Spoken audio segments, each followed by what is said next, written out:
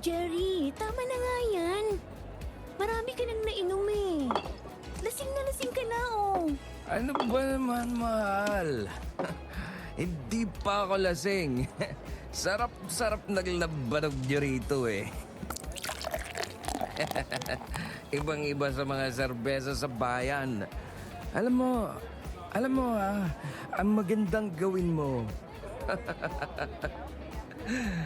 Dalan mo ko ng bebot dito para masaya. Sira ulo.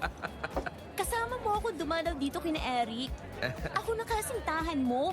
Tapos magsasalita ka ng ganyan sa harap ko pa mismo. Hindi ka pala singa sa lagay na yan. Hindi ka na nga makaupo ng tuwid eh. Talaga di na mabiro. Hindi pa nga ako lasing. Gusto nyo sumayaw pa ako sa harap nyo eh. Ganda-ganda ng tugtog Hindi nga, Jerry. Tama na yan. Kilala kita eh. Nagmamaoy ka kapag nalalasing ka na ng gusto. Bawal pa naman ang kahit anong sakitan dito sa baryo namin eh. Bawal bugbugan dito, pre. Nakakabagot naman pala buhay nyo rito. Kalain nyo, walang rambulan kapag may pista. Pwede mo naman yon. Ewan ko sa'yo. Bakit pa kasi bigla kang sumulpot dito eh? Bakit mo talaga ka-banding? Diyan na nga muna kayo. Iilang ako. Balik ako agad. Nakakapikon talagang taong yun oh. Matanong kita, Eric. Anong meron? Ibig kong sabihin, hindi naman kasi talaga pwedeng manakit ng kapwa-tao. Pero, bakit parang may bigat yung babala mo kanina? Baka pagtawanan mo lang ako pag sinabi ko eh. Hindi naman, grabe to. Magkukwento ka lang naman ng konti eh. May lumang paniniwala kasi rito sa baryo namin eh. Bawal magkasakitan ng kahit sino. May espiritu raw kasi ng aswang na namumuga dito sa amin. Magigising siya kapag may dumanak na dugo dahil sa away. Seryoso ba yan? Sabi sa iyo eh. Tatawanan mo lang ako eh. Pero seryoso ako. Lumang paniniwala talaga yan dito sa amin. Paniniwala dito sa baryo nyo.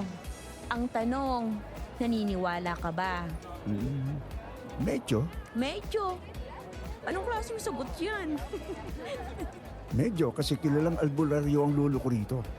Yun nga lang, wala pa naman kasing nangyayaring kababalagan dito sa amin eh. Kaya di rin ako gaanong kumbinsido. Ang akin lang, sumunod sa paniniwala namin. Wala naman kasing mawawala eh. Kung sa bagay, paniniwala nyo naman yun eh. Ang inaalala ko lang ngayon, si Jerry. Hindi ko nga siya inibita rito. Kasi alam kong barumbado yung taong yun eh. Kaso bigla namang sumulpot. Sinabihan ko nga kanina, di naman siya imbitado, bakit siya pupunta? Kaso ayun, mapilit, ayaw paawat. Anong nangyayari doon? Bakit parang may rambulan? Kala ko ba bawal ang gulo dito? Hindi maganda ang gutom ko. Siguradong dayo ang may kagawan yan. Kuya Eric, yung kaibigan mo na naksak! Anak ng pating naman. Ito na nga bang sinasabi ko eh. Pwisit na tao talaga yan kahit kailan. Sakit sa ulo.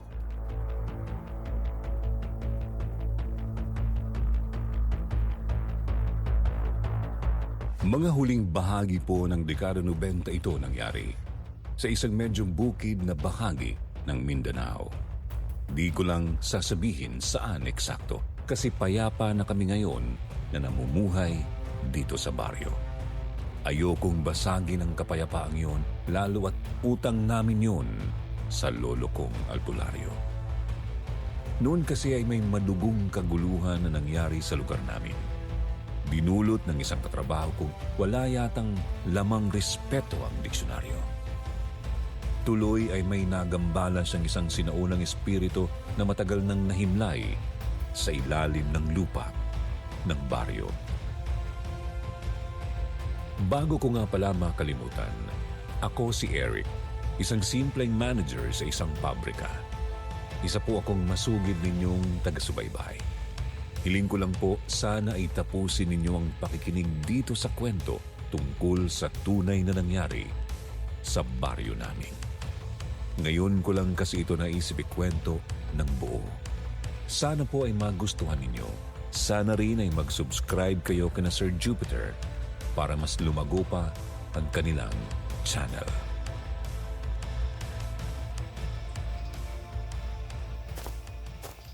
Cardong, ano na po bang kailangan natin gawin? Nabahiran na ng dugo ang lupa natin. Baka mamaya, magising ang espiritu sa lupa ng baryo. Sa ngayon ay ikulong muna natin itong lalaki, Kapitan. Pagkatapos ay magsasagawa ako ng pag-aalay ng mga prutas, gulay at mais. Manalangin tayo. Sana makatulong yon para hindi magising si Saling. Diyos ko naman kasi, Jerry. Ano bang nakain mo at bigla ka nalang nanaksak? Sabi ko naman sa'yo, awat na sa pag-inom. Yan nyo na. Di naman malalim yung sugat niya eh. Gagaling naman yun. Huwag kayo mag-alala. Ako nang bahala sa pagpapagamot nun. Hindi ganon kasimple ang ginawa mong problema, iyo. Nanakit ka. Kaso lang aksidente kang nabangga. Sinaksak mo yung tao. Nadiligan mo ng dugo ang lupa ng baryo namin. Napakalaking problema nito kapag nagising si Saling. Ang weirdo ninyo. Sino ba naman yung sinasabi niyong saling? Ano magigising bang sinasabi ninyo? Jerry, may paniniwala kasi sila rito.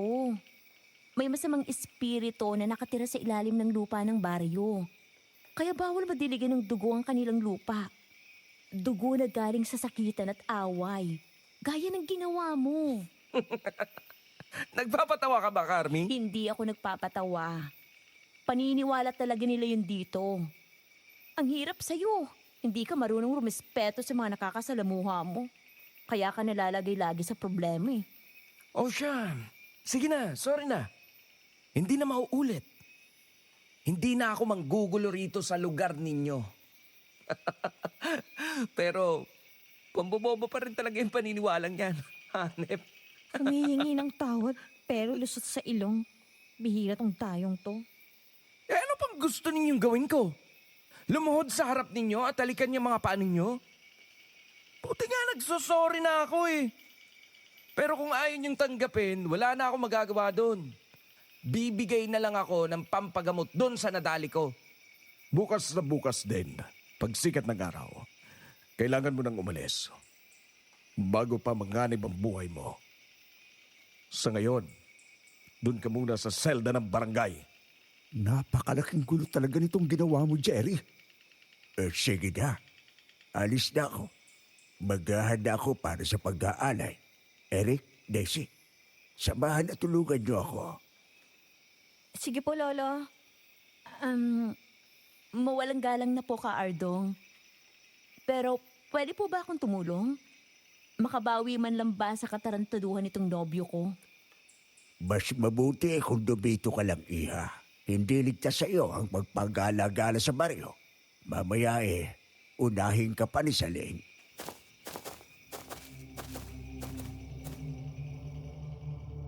Naikulong si Jerry sa selda ng barangay hall nung gabing yun. Kami naman ng kapatid kong si Daisy at Lolo Ardong ay naghanda para sa pag-aalay. Doon kami pumunta sa isang clearing na may malaki at malapad na bato. Sa bandang silangan po iyon ng baryo. Sa mismong direksyon kung saan sumisikat ang araw. Pinapaniwalaan kasing doon nakalibing si Saling.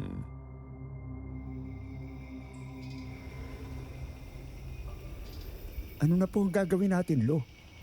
Ugas, sindihan natin itong mga palayok ng insinso. Ilagay natin sa bawat gilid ng malaking bato. Pagkatapos mag-usal tayo ng mga orasyon. Susunugin ninyo itong iaalay natin habang nagdarasal ako. Isang buong piraso kada minuto ang isubo ninyo sa apoy. Maliwanag? Naintindihan ko po. Kinakabahan ako, Lolo. Naiintindihan kita po. Pero huwag kang magpapatalo sa pakiramdam na yan. Huwag mong hayaang baliin ka ng kaba o kilabot. Maaari kasi ang maramdaman ni Saling, lalo pa at nadiligan na ng dugo ang lupa natin. Ang lamig po kasi. Kahit mahina lang ang ihip ng hangin eh. Nanginginig ang kalamnan ko. Kailangan mo yung tiisin na po. Sige na, magsimula na tayo.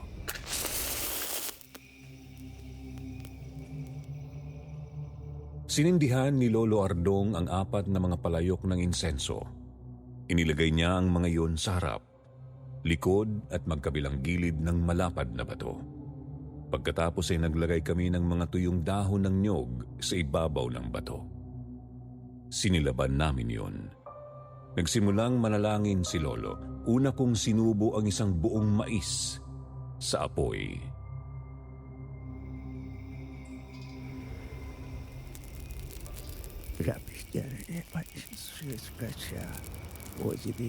Kuya, totoo ba talaga si Saling? Ngayon ka pa nagtanong. Mamaya na tayo mag-usap. Baka maapala ang panalangin ni Lolo. Sige na, ihagis mo na yung isang tangkay ng kangkong.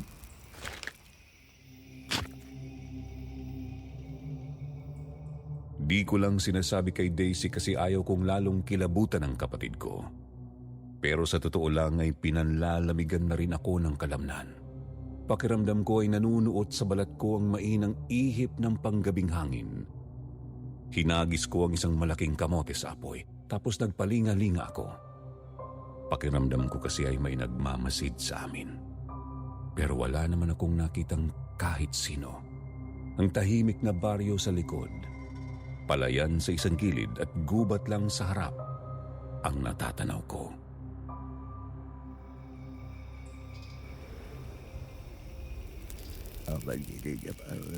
Kuya, ayos ka lang. Namumutla ka na rin eh. Ha? Oo. Ayos lang ako. Lumalamig lang kasi lalo ang... Diyos ko, ba't biglang lukas ang hangin? Huwag kayong patinag. Huwag kayong matatakot. Tibayan ninyo lang ang kalooban ninyo. Madalangin tayo. Magpatuloy lang tayo sa... Ang apoy? Namatay? Lolo, Hindi maganda to.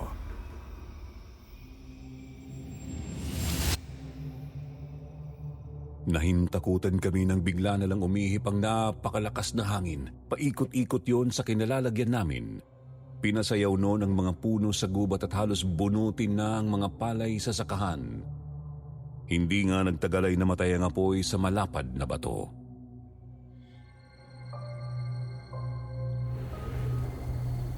Ayos lang sana kung ang malaking apoy lang sa bato ang pinatay ng hangin. Kaso, pati ang insenso. Ang baga at usok ng palayok tumigil. Lolo, ano na pong gagawin natin? Ano po bang ipinahihiwatig nito? Tumigil ang hangin. Ang lupa. Tingnan ninyo ang lupa sa paligid ng bato. Nanlaki ang mga mata namin sa napansin nang tumigil ang malakas na buyo ng hangin. Sa ilalim ng kalahating buwan ay kitang-kita naming nabahiran ng dugo ang lupa sa paligid ng bato. Natuyot din ang ilang mga damo na naroroon.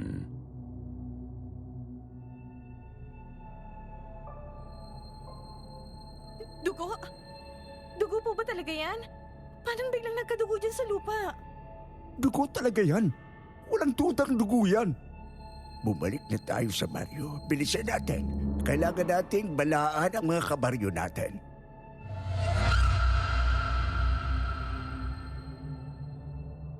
Taranta kaming napakaripas pabalik sa pusod ng baryo. Napansin naming sarado naman lahat ng mga kabahayang naroroon. Pahiwatig na naniniwala pa rin talaga ang mga taga sa amin sa lumang alamat. Dumiretso kami kay Kapitan Emil.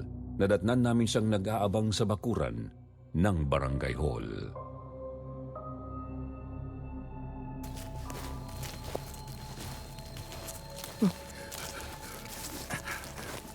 Kapitan, Oh, ba't ganyan ang mga itsura ninyo? Bigla kayo napabalik. Tapos na bang pag-aalay? wala nagsaysay ang pag-aalay. Gising na si Saleng. Ano po? Sigurado ba kayo dyan, Kaardong? Siguradong-sigurado po kami, Kapitan. Nasaksihan namin mismo ang kakaibang nangyari doon sa malapad na bato. Bigla na lang humangin ang ubod ng lakas.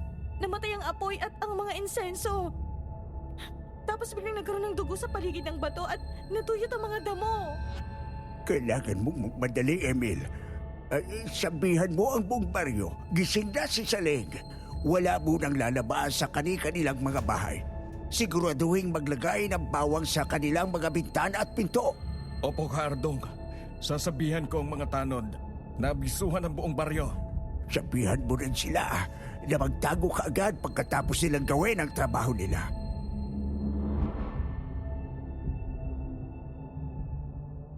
Ang Lolo Ardong ko ay isang bantog na albularyo. Kilala siya hindi lang sa lugar namin, kundi pati na sa mga karatig lalawigan at lungsod. Yun ang dahilan kung bakit walang dala-dalawang isip na sumunod ang mismong kapitan ng baryo sa kanya. Sa tulong ng mga tanod ay inabisuhan niya ang buong baryo.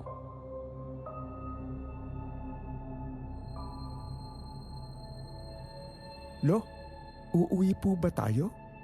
Hindi. Medyo malayo ang bahay natin. Dumito lang tayo sa barangay hall para makakilos agad tayo kapag kailangan. Pumasok nga kami sa barangay hall. Dumiretso kami sa may seldang pinagkukulungan ni Jerry. Nasa labas ng selda, nakaupo si Carmi. Eric, Daisy, bakit nagkagulo sa labas kanina? Sabi ko sa iyo di ba?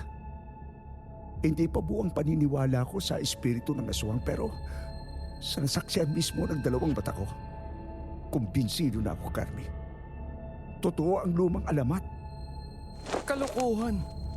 Paano naman magiging totoong espiritong yan? Eric, dekada 90 na tayo, oy. May mga maligno pa ba sa panahong to?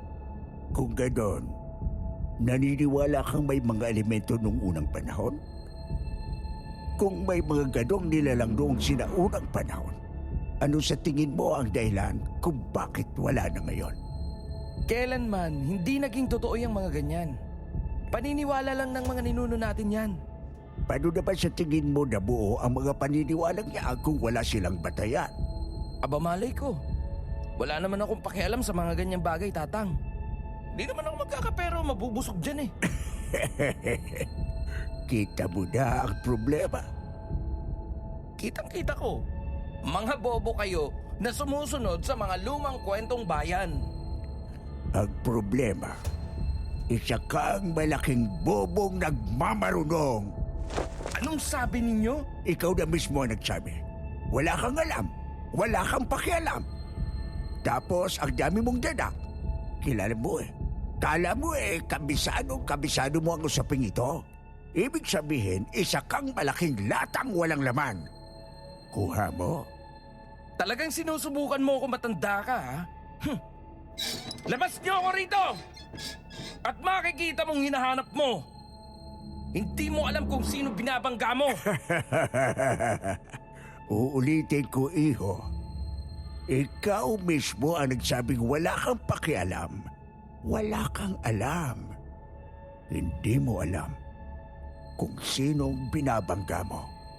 Hinahamon mo talaga. Anong nangyayari sa akin? Jerry! Anong nangyari sa'yo? Jerry! Jerry, huy! Gumising ka! Jerry!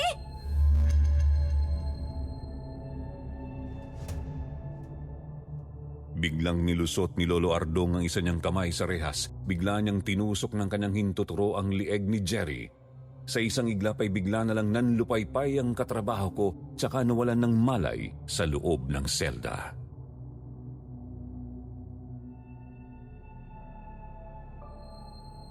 Ano pong ginawa niyo kay Jerry? Bakit siya biglang nabuwal at hinimatay? Huwag kang mag-alala, iha. Ayos lang ang nobyo mo. Pinatulog ko lang siya para hindi siya maramdaman ng espiritu ng aswang. Itong lalaking to kasi ang ugat ng kaguluhan dito sa baryo ngayon. Kaya malamang na siya ang unang pupunterihin ni Saling.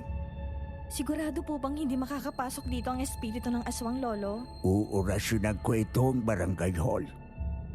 Diyan muna kayo.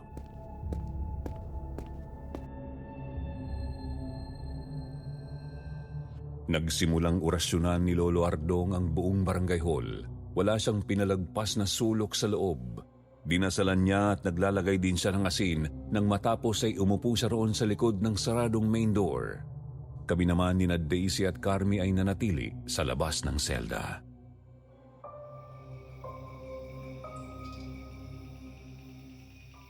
Pihira si Lolo. Init ang bumbunan nitong siraulong to. Kilala mo naman si Lolo. Mahirap manalo doon. Kahit anong lusot gawin mo, talagang mahuhuli at mahuhuli pa rin ang utak mo. Eric, Carmi? makakauwi pa kaya kami ng buhay?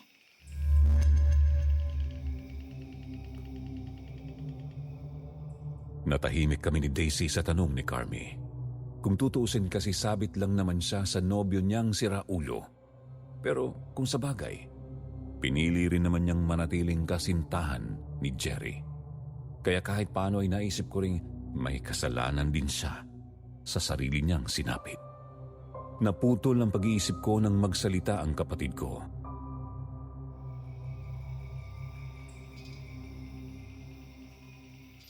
Ate, paprangkahin na kita ha. Walang kasiguraduhan ng mga buhay natin ngayong gabi. Hindi lang buhay ninyong dalawa, kundi ng buong baryo. Ihanda mo na lang ang sarili mo. Sa ayaw at sa hindi, may dugong dadanak ngayong gabi. Kung kanino, wala pang nakakaalam.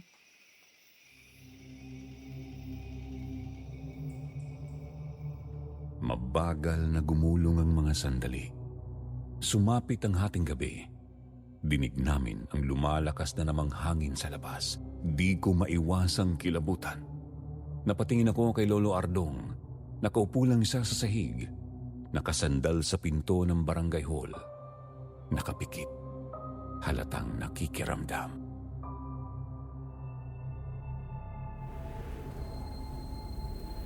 Lo, nararamdaman niyo po ba si Saling? Kanina pa siya pag-alagala sa baryo. Hindi niyo po ba siya kaya harapin? Masyado siyang malakas. Sa tansya ko, kailangan 2 o 3 albularyo ang kailangan magtulong-tulong para masilyuhan ulit ang espiritu niyan. Cardong! Cardong! Yung pamangkin ko, si Tisay, kinuha ng aswang!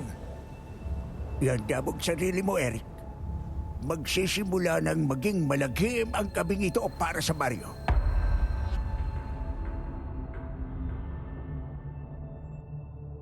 Tumayo si Lolo at agad na binuksan ang pinto.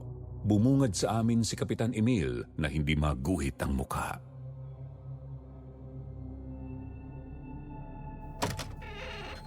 Ano ba kasi nangyari, Emil? Paano nakuha ng aswang yung bata? Winasak po ng aswang yung sahig ng kubo nila. Doon niya hinila si Tisay. Cardong, tulungan niyo kami. Maganda ka ng maraming asin. Pahiram na rin ang flashlight para di tayo masyadong mahirapan. Lo, hindi ba tayo magdadala ng mga bolo? Espiritu ang kalaban natin. Sa palagay mo ba, may magagawa ang bolo sa isang nilalang na walang pisikal na katawan? Maliban sa lating hukong dinasalan, walang ibang sandata rito sa baryo na tatalab doon.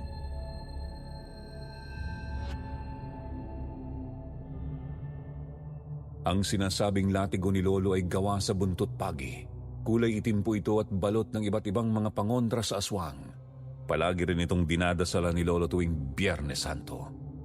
Naghanda nga ng maraming asin at 2 flashlight si Kapitan Emil. Pagkatapos ay lumapit si Lolo Ardong kina Daisy at Carmi.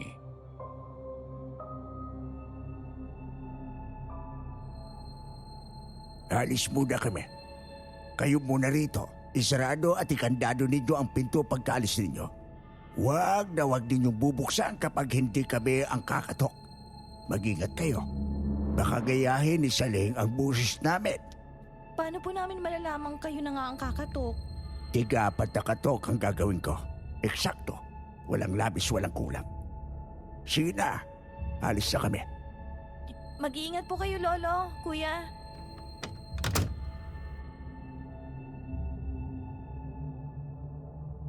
Pagkatapos kausapin ng kapatid ko ay umalis na kami ni Lolo Ardong at Kapitan Emil. Bitbit ni Lolo ang kanyang latiko. Paglabas namin ay agad namang sinarado ni Daisy ang pinto. Doon pa lang ay di ko na mapigilang panayuan ng balahibo. Napakalamig kasi ng ihip ng hangin. Idagdag pang hindi ko maalis sa isip ang posibilidad na baka nasa paligid lang si Saling. Dagdag pa sa kaba ang madilim na paligid. 2 mga flashlight at buwan lang ang ilaw namin noon.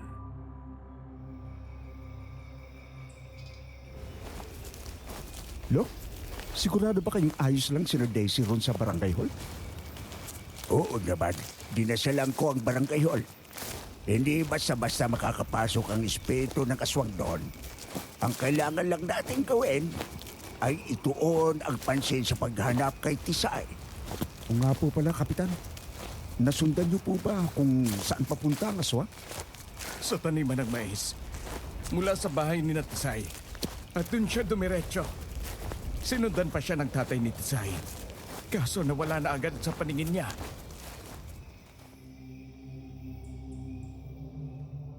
Dumiretso kami sa bahay ng nawawalang bata. Agad sinuri ni Lolo ang kubo at ang bakuran nito. Sumuot din kami sa malapit na maisan.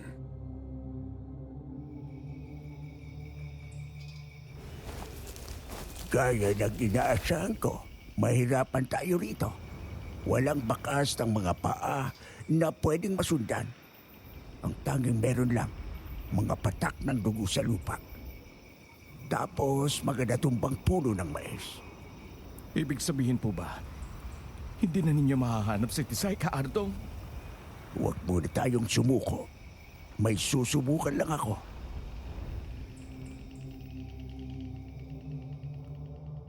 Mula sa kanyang bulsa ay kumuha si Lolo ng isang rolyo ng sinulid. Pumulot din siya ng isang damo mula sa lupa.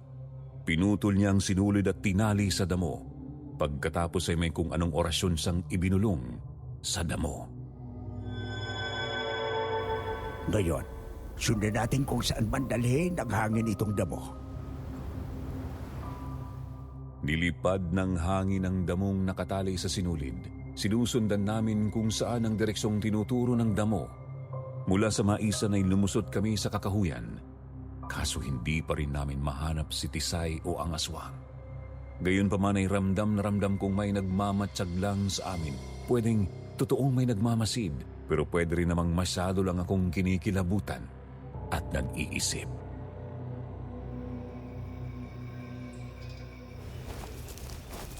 Kaardong, sigurado ba kayong epektibong pagturo ng lokasyon itong ginagawa ninyo? Tingnan mo ang ugat ng puno John Emil. Ilawan mo ng flashlight. Teka, ano yan? Bakit parang binungkalang lupa dyan? Kinakabahan ako. Lapitan po natin, Kapitan.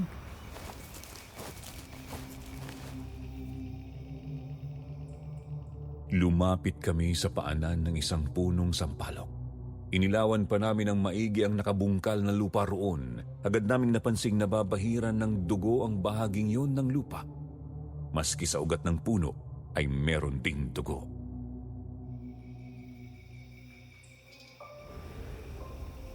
Hukayin natin yan, pero sinasabi ko sa inyo, ihanda ninyo na ang sarili ninyo. Kahila-hilakbo at ang matatagpuan natin dyan. Diyos ko, si Tisay, wag naman sana.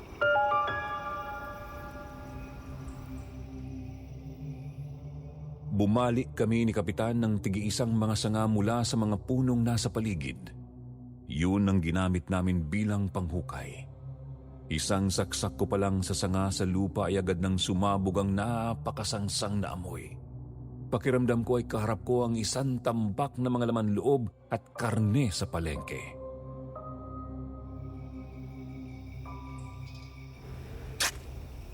Ituloy niyo lang. Mababaw lang ang kailangan niyong kukanin.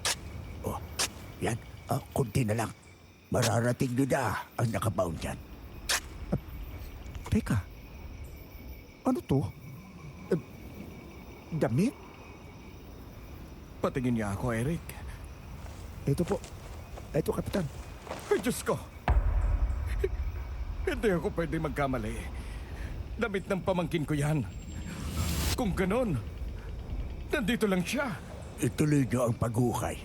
Pero kamayin niyo na. Itabi niyo na yung mga kahoy.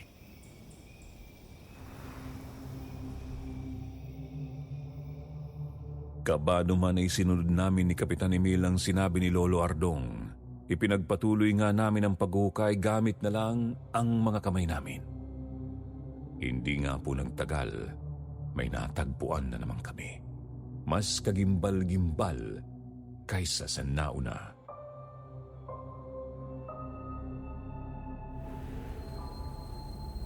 Anak ng pati? Ano pa tong mga to? Mga laman loob? Bakit naman ang magkakaroon ng laman loob dito? At saka, laman loob ba to ng anong hayop? Laman loob yan ng tao. At sa palagay ko, ay alam na ninyo na kung kanino ang mga yan. Hindi. Hindi maaari yung sinasabi ninyo, Ka Ardong. Hindi pwedeng mamatay sa ganitong paraan ang pamangkin ko. Hindi totoo yung hinala niyo, Ka Ardong. Walang kabuluhan yan. Lolo? Kapitan? Tingnan niyo to. Sino yan?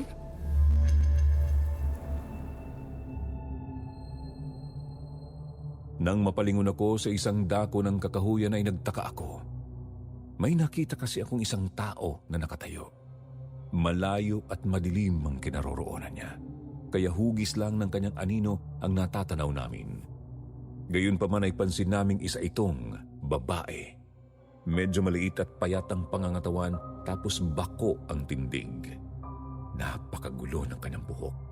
Hindi namin maaninag ng maayos ang kanyang mukha pero ramdam kong nakatitig siya sa amin.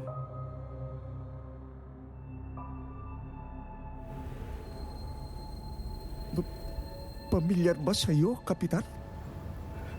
Hindi. Wala akong kilalang taga dito sa atin na ganyan ang tindig. Yan si Salik. Siguradong siya na yan. Ano po? Ano nang gagawin natin, Lo? Baka bigla tayo sugurin yan. Yan. Yan ang kumuha sa pamangkin ko. Umanda sa akin ang demonyong yan. Ah! Teka! Sandali, Emil! Huwag kang susugod basta! Emil! Bumalik ka rito! Hoy! Sundan natin si Kapitan Lo.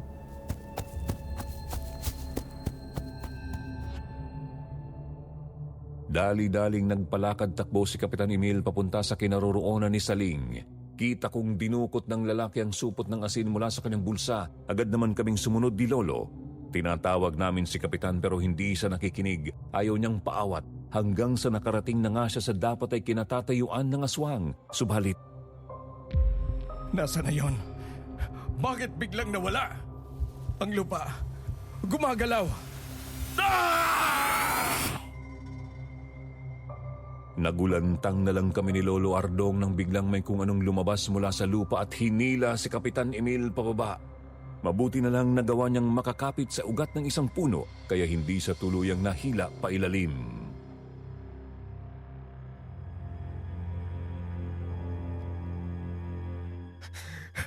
Bisit kang halimaw ka! Emil! Sabuyan mo na kasi! Itong sayot na!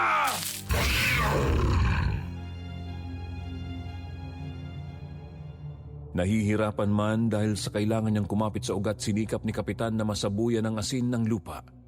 Pagkatapos noon ay napansin kong nagawa niyang hilain ang sariling katawan paangat. Siguro ay lumuwang ang kapit sa kanya ng kung ano sa ilalim. May narinig din kaming malahalimaw na hiyaw mula sa ilalim ng lupa.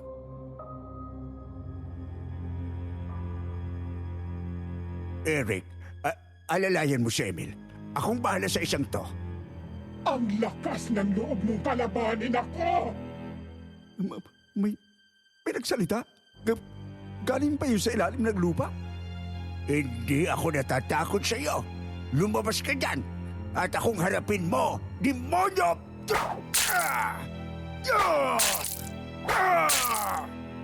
Walang hiya!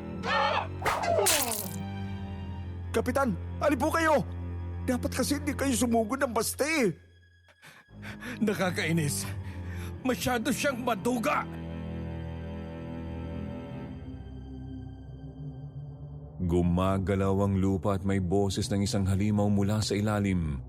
Pero hindi nagpatinag si Lolo. Patuloy niyang pinaghahampas ng buntot pagi ang gumagalaw na lupa. Inalalayan ko naman si Kapitan Emil palayo sa bahaging yun.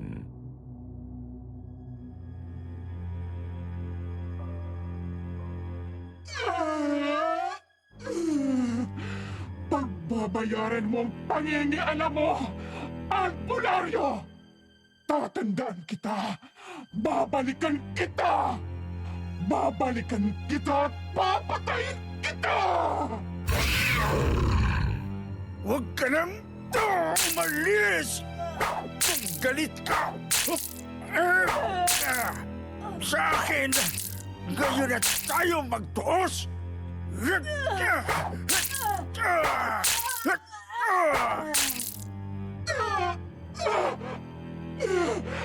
Huwag kang masyadong sabik! Maghintay ka lang at mamamatay ka rin!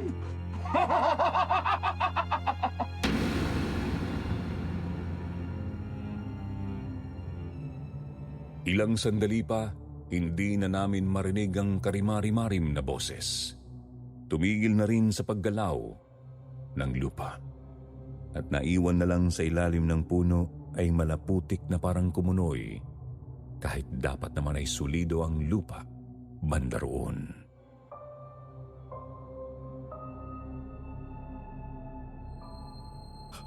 Aray ko. Masyadong masakit ang binti ko. Tingnan po natin, Kapitan. Itataas ko ng konti ang pantalon nyo.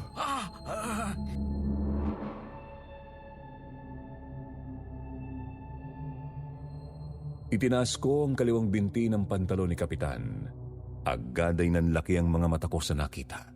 May bumakat sa kanyang balat na parang lapnos. Akala mo ay napaso ng kung ano. Ang mas nakakakilabot pa ay korting palad yun. Kamay ng isang napakapayat na tao, pero medyo mahaba sa karaniwan ang mga daliri.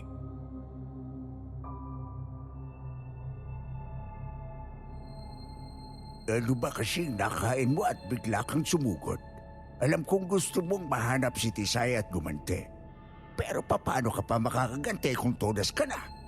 Naturing ang kapitan. Pero hindi nag-iisip. Pasalamat ka lang.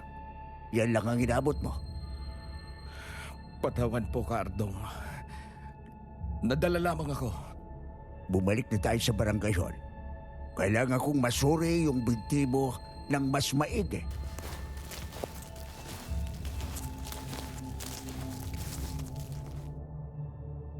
Lumakad nga kami pabalik sa barangay hall. Inakay ko si Kapitan Emil. Di kasi talaga siya makalakad ng maayos. Kumikirot ang binti niya at namamanhid. Hindi raw niya maramdaman ang bawat tapak ng talampakan niya sa lupa. Nung palapit na kami sa kabahayan ay napansin ko nang namumutla na si Kapitan. Napakalalaki na rin ng butil-butil niyang pawis, tapos malamig.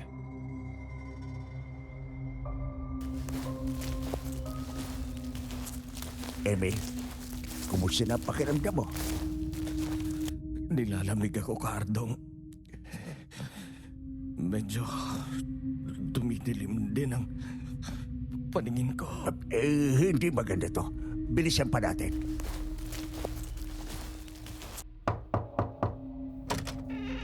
Lolo, mabuti nakabalik kayo ng litas. Teka, ano nangyari dyan kay Kapitan? Mamaya na kami magkukwento. Papasok muna kami. Maghanda ka ng mainit na tubig. Opo, Lolo. Kapitan, pasok po tayo. Hindi ko na kaya.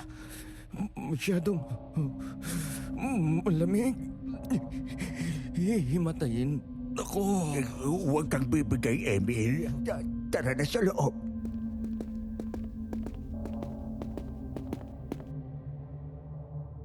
Ipinasok nga namin sa Kapitan Emil sa pinto ng barangay hall, subalit nagulat na lang kami nang bigla niyang itinulak si Lolo Ardong. Di yun namalaya ni Lolo, kaya siya napatilapon padapa.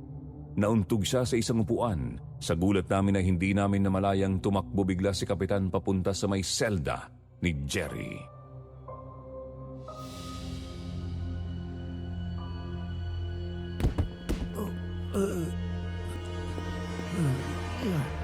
Hindi maganda to. Naisahan ako. Si Emil, pigilan natin. Ano po bang nangyayari, Lo? Huwag ka nang magtanong. Bilisan na!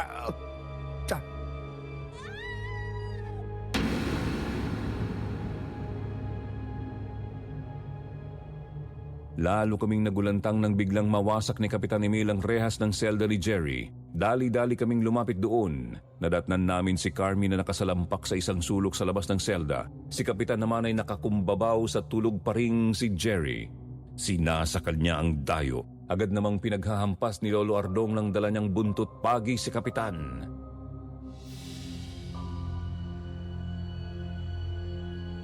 Tumigil ka! Pakawalan mo si Emil! Lumayas ka sa katawan ng kapitan namin!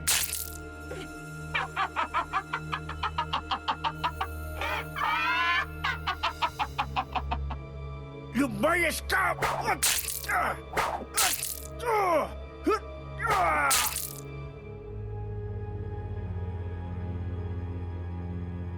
Nahintakutan kami ni Daisy at Carmi ng iba ang lumabas na boses sa bunganga ni Kapitan Emil.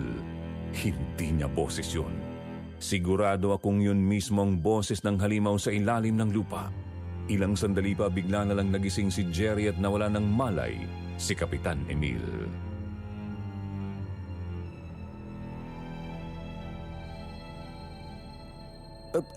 Diyos ko, naloko na! Jerry, ayos ka lang? Mag-ingat ka, Carmi. Hindi yan si Jerry. Hindi na yan ang kasintahan mo. Sa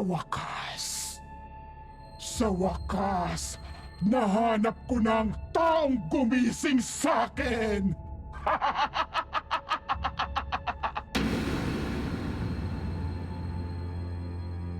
Nakakapanindig balahibong makita si Jerry na sinapian ni Saling. Unti-unting naging kulay putik ang kanyang balat at kumulubot. Tumalim at tumitim din ang kanyang mga kuko at ngipin, tapos naging kulay pula at kahawig ng sapusa ang kanyang mga mata. Para hindi po tayo magkalituhan, simula sa puntong ito ay tatawagin ko siyang si Saling. Dito sa pagsasalaysay ko, yun ay kahit katawan ni Jerry ang nakaharap sa amin.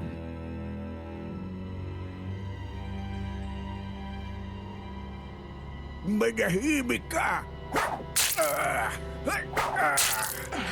Nakakainis na yung buntot pagi mo!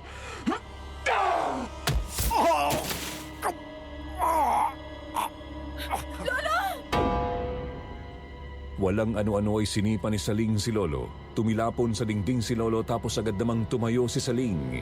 Hindi ito nagsayang ng oras. Agad siyang tumakbo palabas ng barangay hall. Jerry! Jerry, bumalik ka rito! Hoy! Jerry! Jerry, ano ba? Lo! Pairam ng buntot pagi nyo! Habulin ko yun! Hindi mo siya kakayanin na po. Hayaan na muna natin siyang makatakas ngayon. Mas gusto ko munang tingnan ang kalagayan ni Emil. Tulungan niyo akong makatayo. Bilis.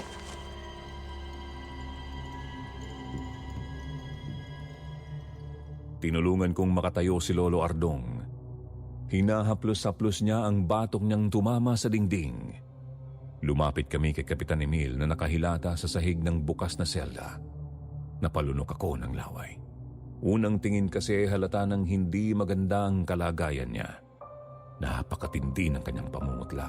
Talagang halos kahawig na niya ang pamumutla ng mga taga-ibang bansa. Kapansin-pansin ding nanunuyo ang kanyang balat.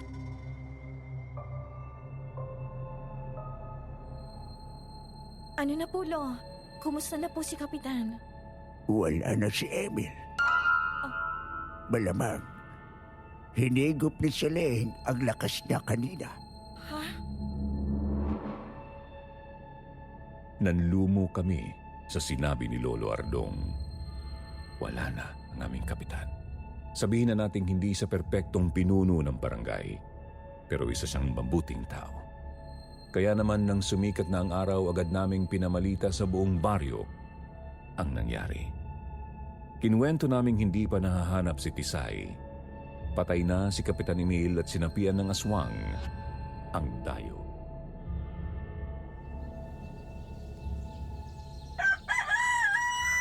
Lolo, ano na pong mangyayari sa baryo natin?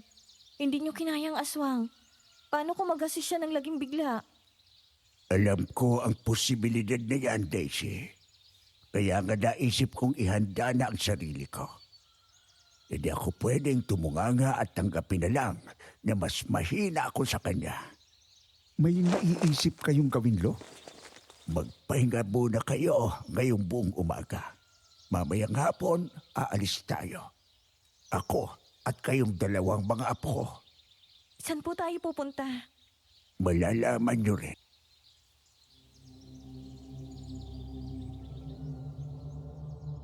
Inasikaso ng asawa ni Kapitan Emil ng katawan ng lalaki. Gusto sana naming tumulong ni Daisy kaso wala na talaga kaming lakas. Kaya naman isinama na lang namin si Carmi sa bahay para magpahinga.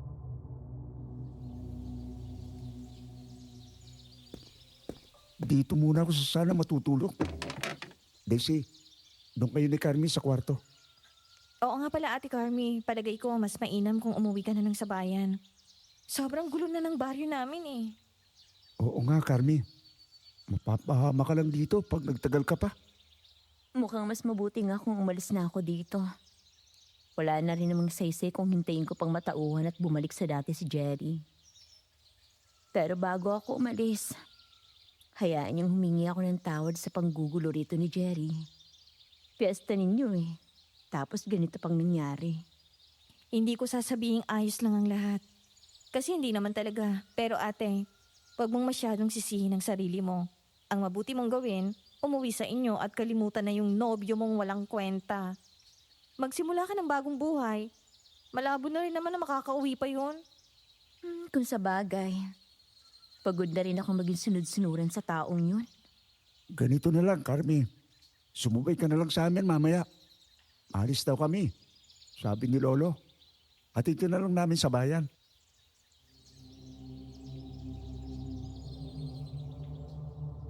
Nagpahinga po kami nung umagang yun.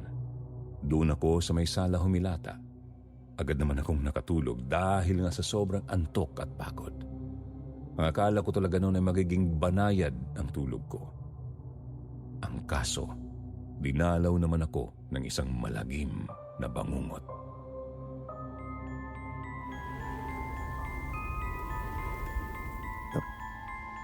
Nasaan ako? Anong bahagi na ng gubat ba ito? Medyo patilim. Buwan lang ang liwanag. Hindi ko maaninag ang maayos ang paligid. Si Daisy? Tulong! Lola Artong! Kuya Eric, Saklolo! Tulong! Daisy! Nasaan ka? Daisy! Taranta kong tinakbo ang kasukalan ng gubat. Di ko sigurado kung saan ako papunta. Basta pilit ko lang na sinundan ang sigaw ng kapatid ko hanggang sa namalayan ko na lang na naging pamilyar na sa akin ang paligid. Alam ko na kung saan bahagi itong gubat na to. Sa may silangan ito ng baryo. Ito ang kakahuyan sa likod ng clearing na may malapad na bato. Kuya! Kuya Eric, tulungan mo ako! Kuya! Sandali lang, Daisy! Nandyan ako! Pupuntahan kita! Ililigtas kita! Binilisan kong lalo ang takbo ko. Ilang sandali pa ay may natanaw na akong isang mataas na puno ng nara. Sa tansya ko ay nasa 5 palapag na gusali ang taas noon. Yun lang ang nara na ganoon kataas sa gubat na yun at sa likod naman nun ay may makapal na damuhan. Saklolo! Nandyan ako! Daisy! Kunti na lang! Kunti na lang!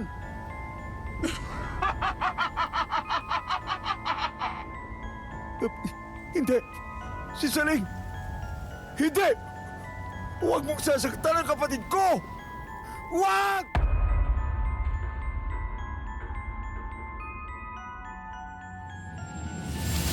Wala akong magawa kundi ang magpatuloy sa pagtakbo at sumigaw.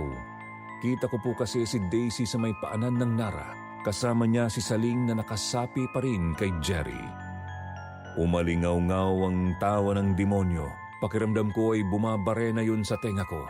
Pinilit kong itodo pa ang pagtakbo, subalit nakita ko na lang na ibinaon ng aswang ang kanyang mga kuko sa dibdib ng kapatid ko. Huwag! Huwag! Huwag! Huwag! Huwag! Panaginip? Si Daisy, nasaan ang kapatid ko? Daisy! Daisy! Nasaan ka? Hoy! Daisy! Problema mo? Ba't ka sumisigaw dyan? Ha? Wala. Huwag mo akong alalahanin. Huwag alalahanin. Pero sinisigaw mong pangalan ko. Naku kuya ha. Baka mamaya niyan sumisinghot ka na pala ng di namin alam ni Lolo. Hindi ganun yun. Sira ulo. Ano ba't nagbabagayan kayo riyan? Alin na kayo rito? Kakain na tayo. Pagkatapos magtanghalian ay lalakad na tayo.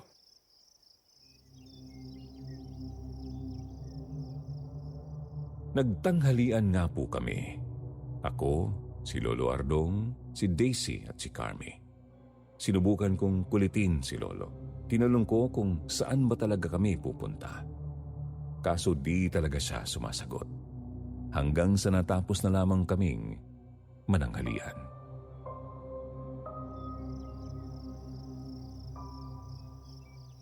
O ano, handa na kayo? Handa na po, Lolo. Handa na rin po ako. Ikaw naman, Iha. Ihatid ka namin sa may sakayan ng habal-habal. Sana maging maayos ang biyahe mo papuntang bayan. Maraming salamat po ka, Ardong.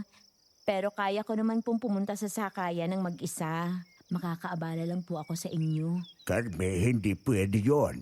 Tandaan mong delikado ang panahon ngayon dito sa baryo. Buti nang sigurado tayo. Tsaka ano ka ba? Eh di naman abala yun eh. Malapit lang naman sakayan dito eh.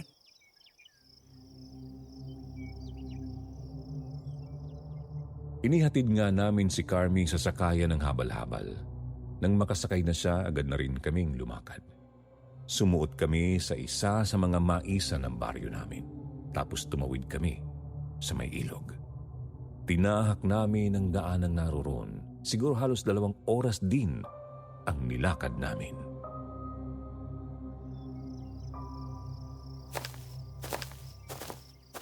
Lo, malayo pa po ba tayo? Saan po ba kasi tayo pupunta? Ba't di ninyo nalang sabihin? Pasado 3:00 na ng hapon eh. Hindi pa rin tayo nakakarating.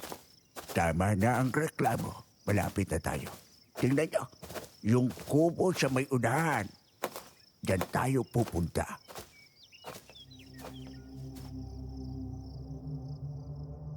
Lumingon kami ni Daisy sa tinuro ni Lolo. May nakita nga kaming kubo na may 2 puno ng santol sa bakuran. Sa harap ng kubo, may upuang merong sandalan kung saan may nakaupong isang matandang babae. May maliit ding bag na nakapatong sa kanyang mga hita.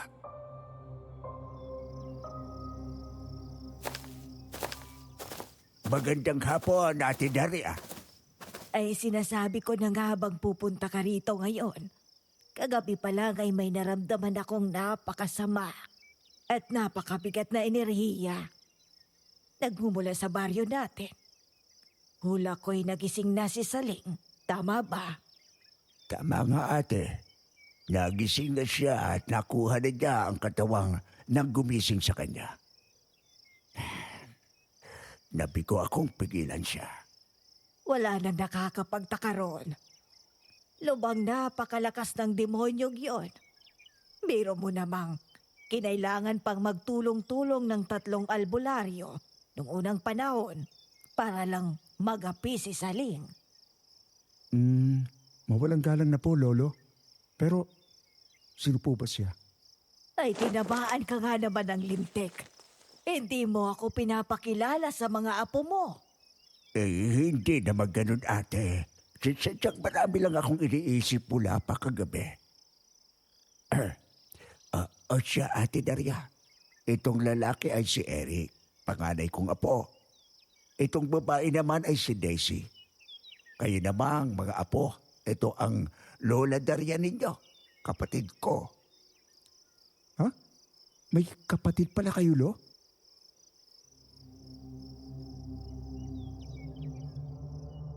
Napatingin ako kay Lola Daria. Kita kong napakatanda na nito. Tumitig siya sa mga mata ko.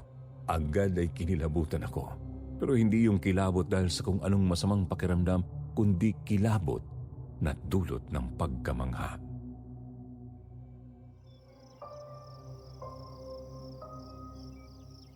Magandang hapon sa inyo, Eric at Daisy ba? Mabuti naman at isinama mo sila rito, Ardong. Makakatulong sila sa pagharap mo kay Saling. Yun nga rin ang iniisip ko, ate. Alam kong hindi mo na kayang lumaban sa aswang. Kaya sinama ko na sila. Maaari ko na bang makita ang librito? Oo naman. Yun ang pinunta mo rito, hindi ba? Nakahanda na nga rito. Dahil alam kong darating ka. Ang tanong na lang ay kung magpapabasa na ba siya sa'yo.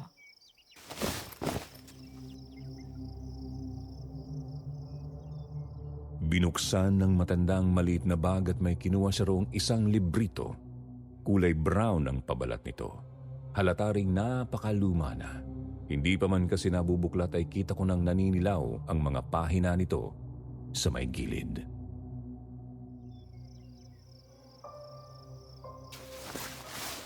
Problema to. Hindi ko pa rin mabuksan. Dalhin mo na lang. Baka sakaling mabuklat mo rin yan sa tamang sandali. At kayong dalawa naman, Eric at Daisy, ito ang mga pwede ninyong magamit.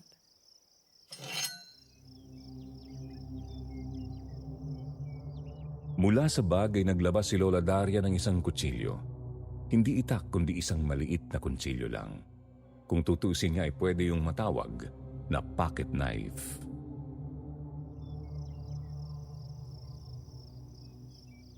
Yan ang ginamit ng ating mga ninuno para patayin ang pisikal na katawan ni Saling. Pwede ninyo yang gamitin para patayin ang sinasapian niyang katawan ngayon. Papatayin? Ibig sabihin, papatayin ko si Jerry? Walang ibang paraan, iyo. Pwede mo na ngang ipagpalagay na patay na talaga ang taong yun. Hindi na kasi mahihiwalay ang espiritu ni Saling nang hindi namamatay ang ginagamit nitong katawan. Ito naman ang pwede ninyong magamit para maigapos at mapahina si Saling. Habang nakatali, doon nyo siya pwedeng patayin. Doon mo rin dapat bigkasin ang ritual ng librito, Ardong. Sana lang talaga bumukas to bago pa mahuli ang lahat. Magtiwala ka lang. Alam mo ang dapat mong gawin. Manalig ka. Pagtibayin ninyo ang pananampalataya ninyo. Yun nga lang ay hindi tayo siguradong walang magsasakripisyo sa inyo. Kailangan ba talagang may mamatay sa amin, Lola Daria? Hindi naman kailangan pero posible. Tandaan mong malakas na halimaw ang kalaban, Daisy. Ay, kung pwede lang talaga ay ako nang tutulong kay Ardong. Pero mahina na ang katawan ko. Marupok ng buto-buto nitong Lola Daria ninyo. Pasensya na. Ang tanging maitutulong ko lang ay ipanalangin ang tagumpay ninyo. Hayaan niyo po, Lola. Kapag natapos na to, babalik kami rito. Dadalawan namin kayo. Ay sinabi mo yan ha.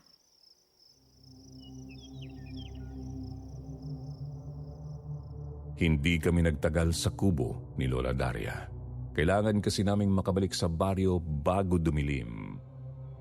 Sa daan ay hindi maawat si Lolo sa pagtingin sa lumang librito.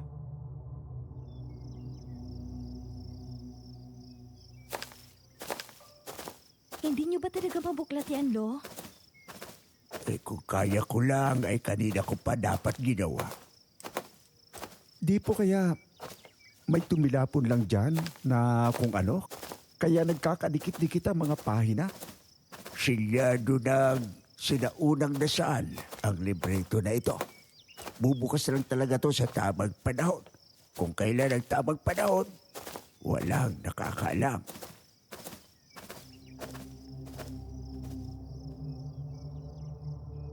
Nagpatuloy kami sa paglalakad.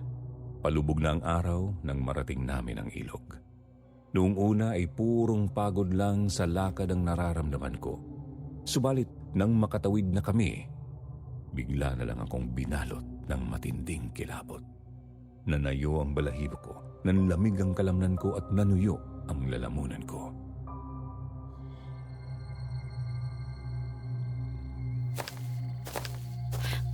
Anong nangyari? Bigla na lang akong nanlamig.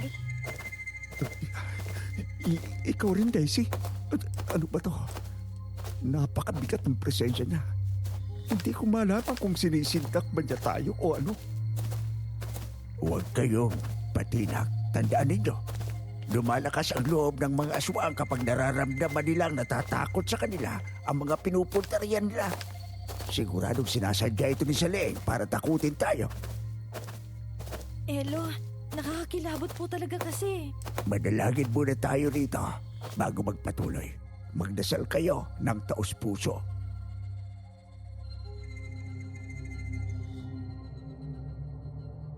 Noon nga rin ay nanalangin kami. Latin na credo ang binigkas namin. Bata pa lang kasi kami ay tinuro na iyon sa amin ni Lolo Ardong. Isa raw kasi yon sa pinakamabisang pandepensa sa mga nilalang ng dilim.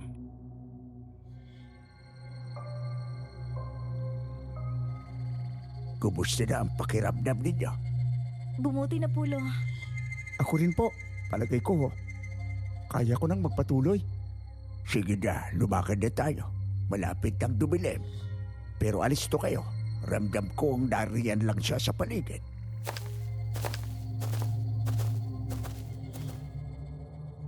Nagpatuloy kami sa paglalakad. Ramdam na ramdam namin ang mabigat na presensya ni Saling. Pero nagagawa na namin yung baliwalain. Ang di namin alam, may inihanda na pala ang demonyo na susubok sa pananampalataya namin.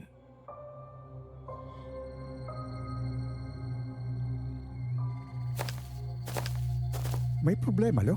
Bakit kayo biglang napahinto? May kakaiba akong naramdaman dito.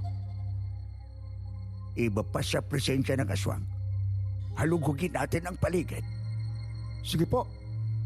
Basta mag-ingat kayo. Baka bigla na lang tayong sugurin ang halimaw na yon.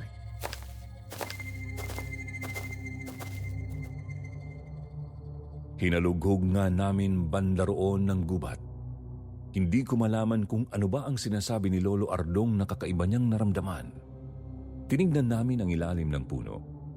Wala namang kakaiba roon. Tinignan din namin sa likod ng batuhan. Wala rin. Subalit nang mapadako kami sa damuhan ay sinalubong kami ng matinding hilakbot.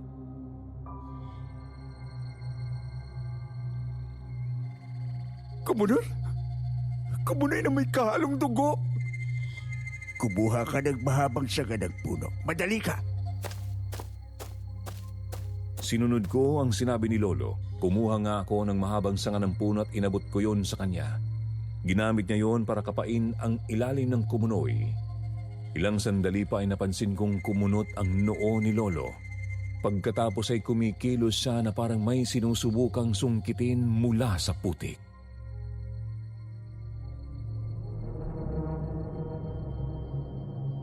Tulungan niyo ako! Hilahin natin! Sige po! Ano ba to? Ano po ba to, Lolo? Mukhang medyo mabigat. Basta, hilahin nyo lang. Konti. Konti na lang. Ito na! Diyos ko! Si Carme! Paano siya napunta rito? Pinasakay na natin siya kanina ng habal-habala. Nagkahalo ang panlulumo, galit at kilabot sa kalooban namin. Hindi namin kinaya nang makita ang kanyang kalagayan. Walang saplot, bukas ang tiyan at walang natirang laman loob.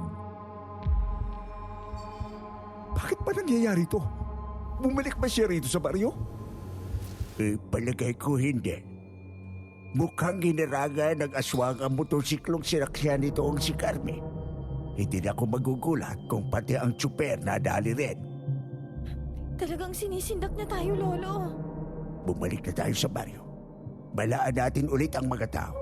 Ngayong gabi, walang ibang lalabas kundi tayong tatlo lang. Ano pong gagawin natin dito kay Ate Carmi? Iwan muna natin siya rito pansamantala. Balikan lang natin kapag natapos na ang lahat.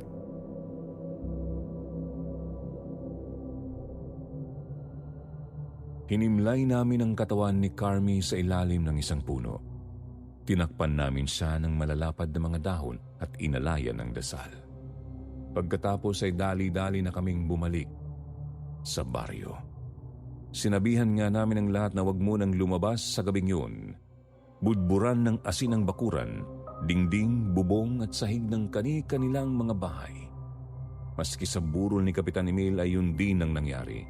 Sinaradong maigi ng asawa na kapitan ng kanilang bahay kahit nasa loob pa ang ataul.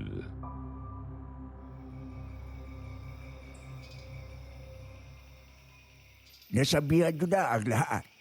Tapos na po, Lo. Kumain muna tayo para may lakas tayo pag nakaharap natin si Saleng. Mabilisan lang. Tapos, rondahan natin ang buong baryo.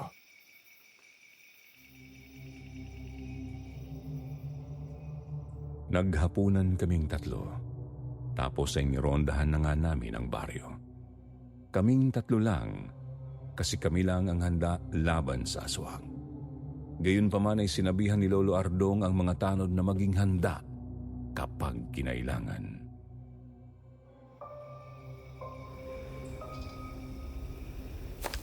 Napakatahimik ng baryo.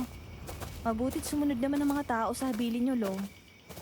Para rin naman kasi sa kapakanan nila yan, Daisy. Isa pa, alam nilang si Lolo Ardong lang ang nakakaalam ng dapat gawin. Walang maglalakas loob na kontrahin ang bantog na albularyo. Hindi lang sa baryo natin, kundi pati sa buong probinsya. Oo nga po pala. Hindi nyo pa rin nabubuksan yung librito? Hindi pa rin eh. Ayaw pa rin niyang magpabasa sa akin. Ano pong gagawin natin kapag hindi yan bumuklat? Wala tayong magagawa. Kailangan nating harapin si Saleng sa paraang alam natin.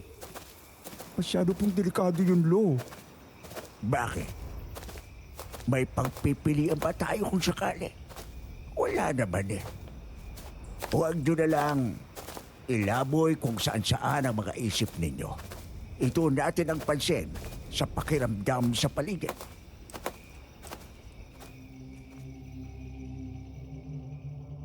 Nagpatuloy kami sa paglalakad. Hawak-hawak pa rin ni Lolo Ardong ang librito sa kanyang kamay. Sa kabila naman ay naririyan ang kanyang buntot pagi. Nakiramdam kami habang naglilibot-libot.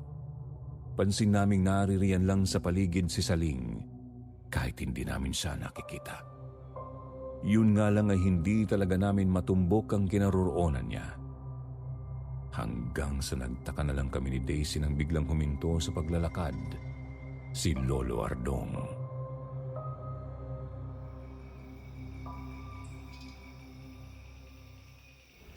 Ba't kayo napahinto, Lolo? Ihanda niyo ang mga sarili at mga sandata ninyo. Pasugod na siya. Ang hangin!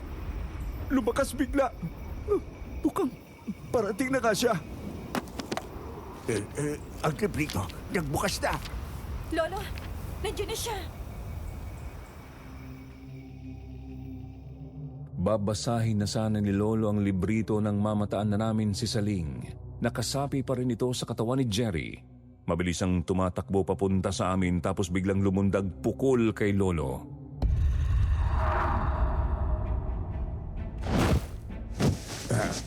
Ganon, talagang kakalabanin mo ko? Pwes, pagbibigyan kita! Sinalubong ng buntot pagi ni Lolo ang halimaw na kulay puti. Subalit hindi niya ito tinamaan dahil mabilis itong lumundag paatras. Pagkatapos ay lumundag ulit ito papunta sa akin. Doon ko dali-daling kinuha sa bulsa ang maliit na kutsilyo at iniamba ko sa kanya. Itong sayo! Buwisit kayo, mga putong lupa kayo! Talagang papalagpak kayo sa akin! Talagang papalag kami dahil gusto naming mabuhay! Ikaw ang dapat manatili lang sa ilalim ng lupa! Isa kang malaking hangaw! Huwag mong kalilimutang na andito pa ako. Hupcha!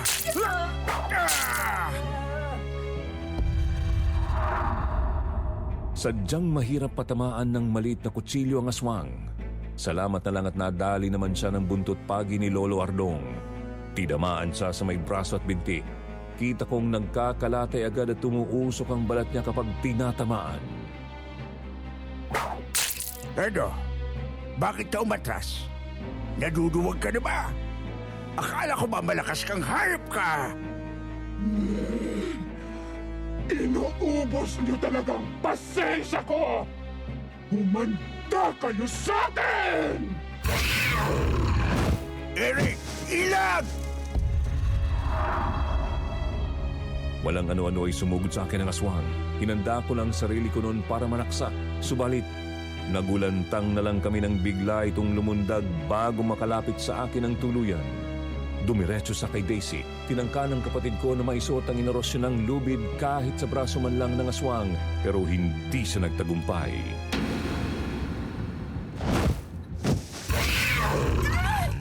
Lolo! Kuya! Saklolo! Tulong! Tulungan niyo ako! Daisy! Hindi! Ang kapatid ko! Daisy! Iyang lumit, kunin mo! Sundan natin sila! Bilis! Pinulot ko ang lubid na nabitiwan ni Daisy. Pagkatapos ay agad na kaming tumakbo ni Lolo pasuot sa kakahuyan. Nahirapan kami kasi medyo madilim. Di masyadong maliwanag ang buwan pero di kami sumuko. Tuloy-tuloy lang kami sa pagtakbo. Kinuha na rin ni Lolo Ardong ang pagkakataong yon para piliting basahin ang librito kahit madilim. Nakakainis! Bilis nilang nawala! Hindi ko na sila naaninag. Subukan mong makiramdam, Eric. Hindi ko maituon ang pansin ko sa pakikiramdam habang nagbabasa. Susubukan kong makakaya, lo. Tuloy-tuloy kaming tumakbo ni Lolo Ardong. Sinubukan kong makiramdam. Pero hindi ko talaga matukoy kung saan nagmumula ang napakabigat at napakadilim na presensya ni Saling. Hanggang sa namalayan ko na lang na nasa may clearing na pala kami. Kita ko roon ang malapad na bato at ang lupang may dugo. Hindi mo pa rin ba matukoy ang lokasyon nila, Eric? Hindi ko talaga maramdaman, lo. Pero may kutob ako. Kaninang umaga po kasi, nung nagpahinga ko, nanaginip ako. Dinagit daw ni Saling si Daisy. At doon sila pumunta. Doon sa may gubat sa likod ng clearing. Sa may mataas na nara. Sugalan natin. Doon tayo pumunta. Muli kaming tumakbo pasuot sa gubat. Kahit namamanhid na ang mga binti ko sa matinding pagod ay pinilit kong itulak ang sarili ko. Ilang sandali pa natanaw na namin ang matangkad na nara. Bigla ring sinara at binulsa ni Lolo Ardong ang librito. Kabisado niyo na ang orasyon, lo? Oo. Pero mas mabigat pa pala to sa inaasahan ko. Ano pang ibig nung sabihin? Wala kang ibang gagawin kundi igapos ang aswang, Eric. Pagkatapos, doon ako kikilos. Ano pong gagawin nyo? Huwag ka na lang magtanong. Ayan na, malapit na tayo. Ihanda mo na ang lubid. Walang ibang sinabi sa akin si Lolo kundi ang dapat kong gawin. Kailangan kong magapos ang aswang. Gayunpaman may nararamdaman akong kakaiba. May hindi sa sinasabi. Kung ano man yun ay nagdudulot yun para kabahan ako. Kuya! Lola! Tulungan niyo ako! Ayan na sila! Sabay tayong lumuso! Mamamatay ka, aswang ka! Hindi niyo ako mapipigilan! Uunahin ko ang babaeng to! At isusunod ko kayong mga asuma! Wag! Yan ka! Ilang metro pa man ang layo ko ay nakita ko ng bumubuelo na ang aswang. Inamba niya ang matatalim niyang mga kuko pukul sa dibdib ni Daisy. Kaya naman di na ako nag-isip. Hinagis ko sa kanyang maliit na kutsilyo at tumama yon sa nakaamba niyang kamay. Nakakainis na ang pang-i-istorbo niyo sa akin! Eric! Ngayon na! Tuloy-tuloy kaming lumapit ni Lolo kina Daisy at Saling. Tangka pa sana niyang dagitin ulit ang kapatid ko pero nagawa na siyang mahampas ni Lolo ng buntot pagi sa binti. Kita ko kung paano magngalit ang mga ngipin ng halimaw noon. Nahintakutan kami ng kapatid ko nang makitang gigil na sinugod ng aswang si Lolo. Kinumbabawan siya nito at pinagkakalmot.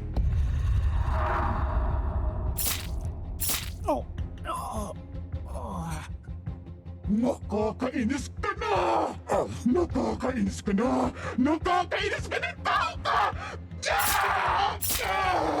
Hindi! Lolo! Eric, ngayon na! Nang matauhan ako ay agad na akong kumilos. Inayos ko ang lubid tsaka isinuot ko yon sa leeg ng aswang. Agad ay napansin ko ang panghihina ng halimaw. Hindi! Hindi! Anong klaseng lubid to? Anong gagawin niyo sa akin? Ano?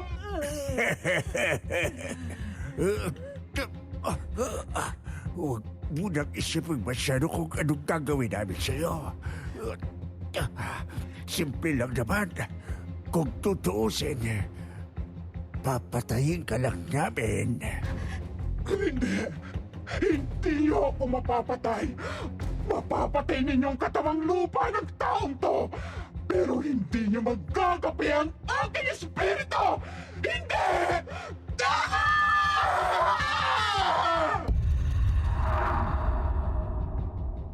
Nanatili si Lolo Ardong sa ilalim ng aswang na nakakumbabaw sa kanya. Kita kong binunot niya ang maliit na kutsilyong nakabaon sa kamay ng halimaw. Pagkatapos ay binaon niya ito sa tagiliran ng aswang. Sunod naman ay inayos niya ang lubid para magapos pang lalo ang kalaban. Hindi! Hindi! Bakit? Hindi ko may alis ang espiritu ko sa katawan ko! Bakit? Ngayon, magpaalam ka na. Nanatili pa rin sa ilalim ng aswang si Lolo. Noon din ay narinig naming nagsimula siyang umusal ng dasal. Hindi namin maintindihan dahil nasa ibang lengguwahe yun at hindi Tagalog, hindi rin Latin. Subalit sigurado akong yun ang orasyong nasa librito na nabasa ni Lolo. Kuya, anong nangyayari? Magagapi na ba ni Lolo ako? Magtiwala kayo kay Lolo. Kaya niya to. Matatalo niya ang aswang. Magagapi niya si Saling. Lolo, kaya mo yan. Kayanin mo. Lolo Ardong!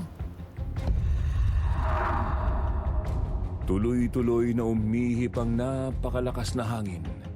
Tuloy-tuloy din ang pag-oorasyon ni Lolo Ardong. Tuloy-tuloy lang din ang panghihina ng aswang na nakakumbabaw pa rin kay Lolo.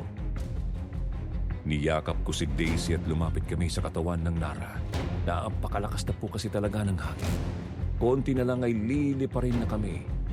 Hanggang sa nagtaka na lang kami nang biglang huminto ang bugso ng hangin. Bigla itong naging pangkaraniwang ihip kapag gabi. Wala na ang palakas sa hangin. Tapos na ba, Kuya? Tapos na bang orasyon? Nagtagumpay ba si Lolo? Di ko alam, pero masama ang kutob ko. Tara, lapitan natin si Lolo. Dali-dali kaming lumapit kay Lolo Ardong. Nakakumbabaw pa rin sa kanyang aswang. Hindi na gumagalaw ang halimaw.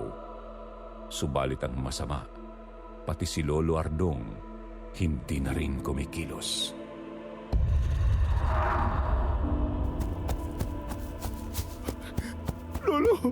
Lolo Ardong! Lolo Ardong! Ayos lang ba kayo? Lolo! Kuya, wala nang pulso si Lolo! Kuya, wala nang lola natin! Wala na si Lolo! Hindi ito maaari!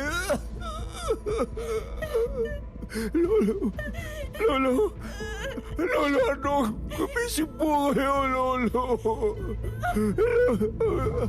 Lolo!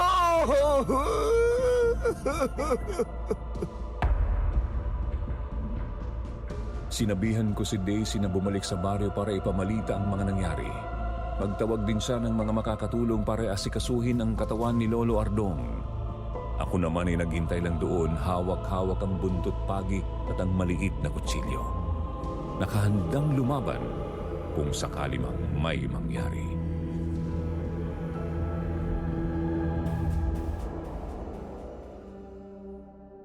Mga taga-baryo, tulungan natin sina Eric at Daisy. Ihimlay natin ng maayos ang bayani ng baryo natin. Asikasuhin natin si Ardong. At itong halimaw naman, sunugin natin. Sunugin! Oo, tama! Sunugin! Sunugin yan! Sunugin, Aswang! Sunugin si Saling! Ang katawan niya! Nang dayo, sunugin din! Sunugin!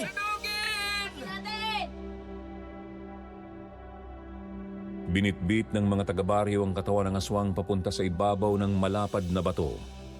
Katawan pa rin yun ni Jerry bagamat kulubot at kulay putik ang balat. Doon ay sinunog namin yun. Di kami tumigil hanggang sa tuluyan itong maging abo. Nilagay namin ang mga abo sa isang banga at hinagis namin sa gitna ng laot. Ang nangyari naman kay Carmi ay pinaalam namin sa mga pulis. Hinayaan pa namin silang mag-imbestiga at maghanap ng kung sino ang kriminal. Yun lang kasi ang alam naming paraan para makuha ng kanyang mga kamag-anak ang bangkay ni Carmi. Pero gaya nga ng inaasahan, walang napala ang mga pulis. Si Lolo Ardong naman ay binurol namin ng buong karangalan. Tsaka inilibing.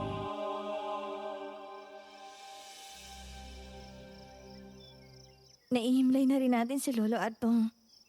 Sana mamahinga siya ng mapayapa. Sana nga, Daisy. Ipanalangin natin ang kaluluwa ni Lolo. Kahit ang totoo. Medyo may tampo ako. Alam na pala niyang kailangan niyang isakripisyo ang sarili niya nang mabasa niya ang librito. Pero hindi niya sinabi sa akin. Kala ko talaga magtatagumpay siya at uuwi tayong tatlo ng buhay. Pupusta akong sinadya ng hangal na yan na ilihim yon sa'yo, Eric. Ganyan yan eh. Gustong binabalikat ang lahat ng problema. Hanggat maaari, ayaw niyang may madamay.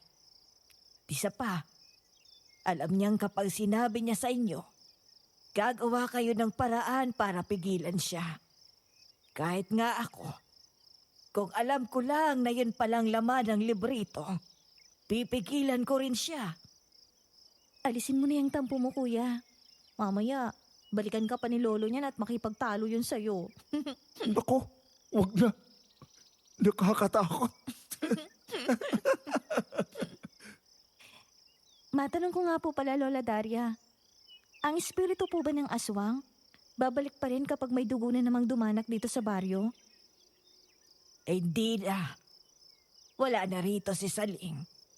Tuluyan na itong ipinadala ni Ardong sa kung saan man ito dapat mamalagi. Doon ay hindi na siya magigising at makababalik kailanman. Kayo po. Uwi kayo ron sa kubo ninyo? Ay, syempre. Abay, syempre. Doon ang tirahan ko. Baka naman po pwedeng doon na lang kayo sa amin, Lola Daria. Wala na si Lolo Adong eh. Para naman may kasama kami. Tsaka para hindi naman kayo mag-isa. Ay, sige. Ayos na rin siguro yon.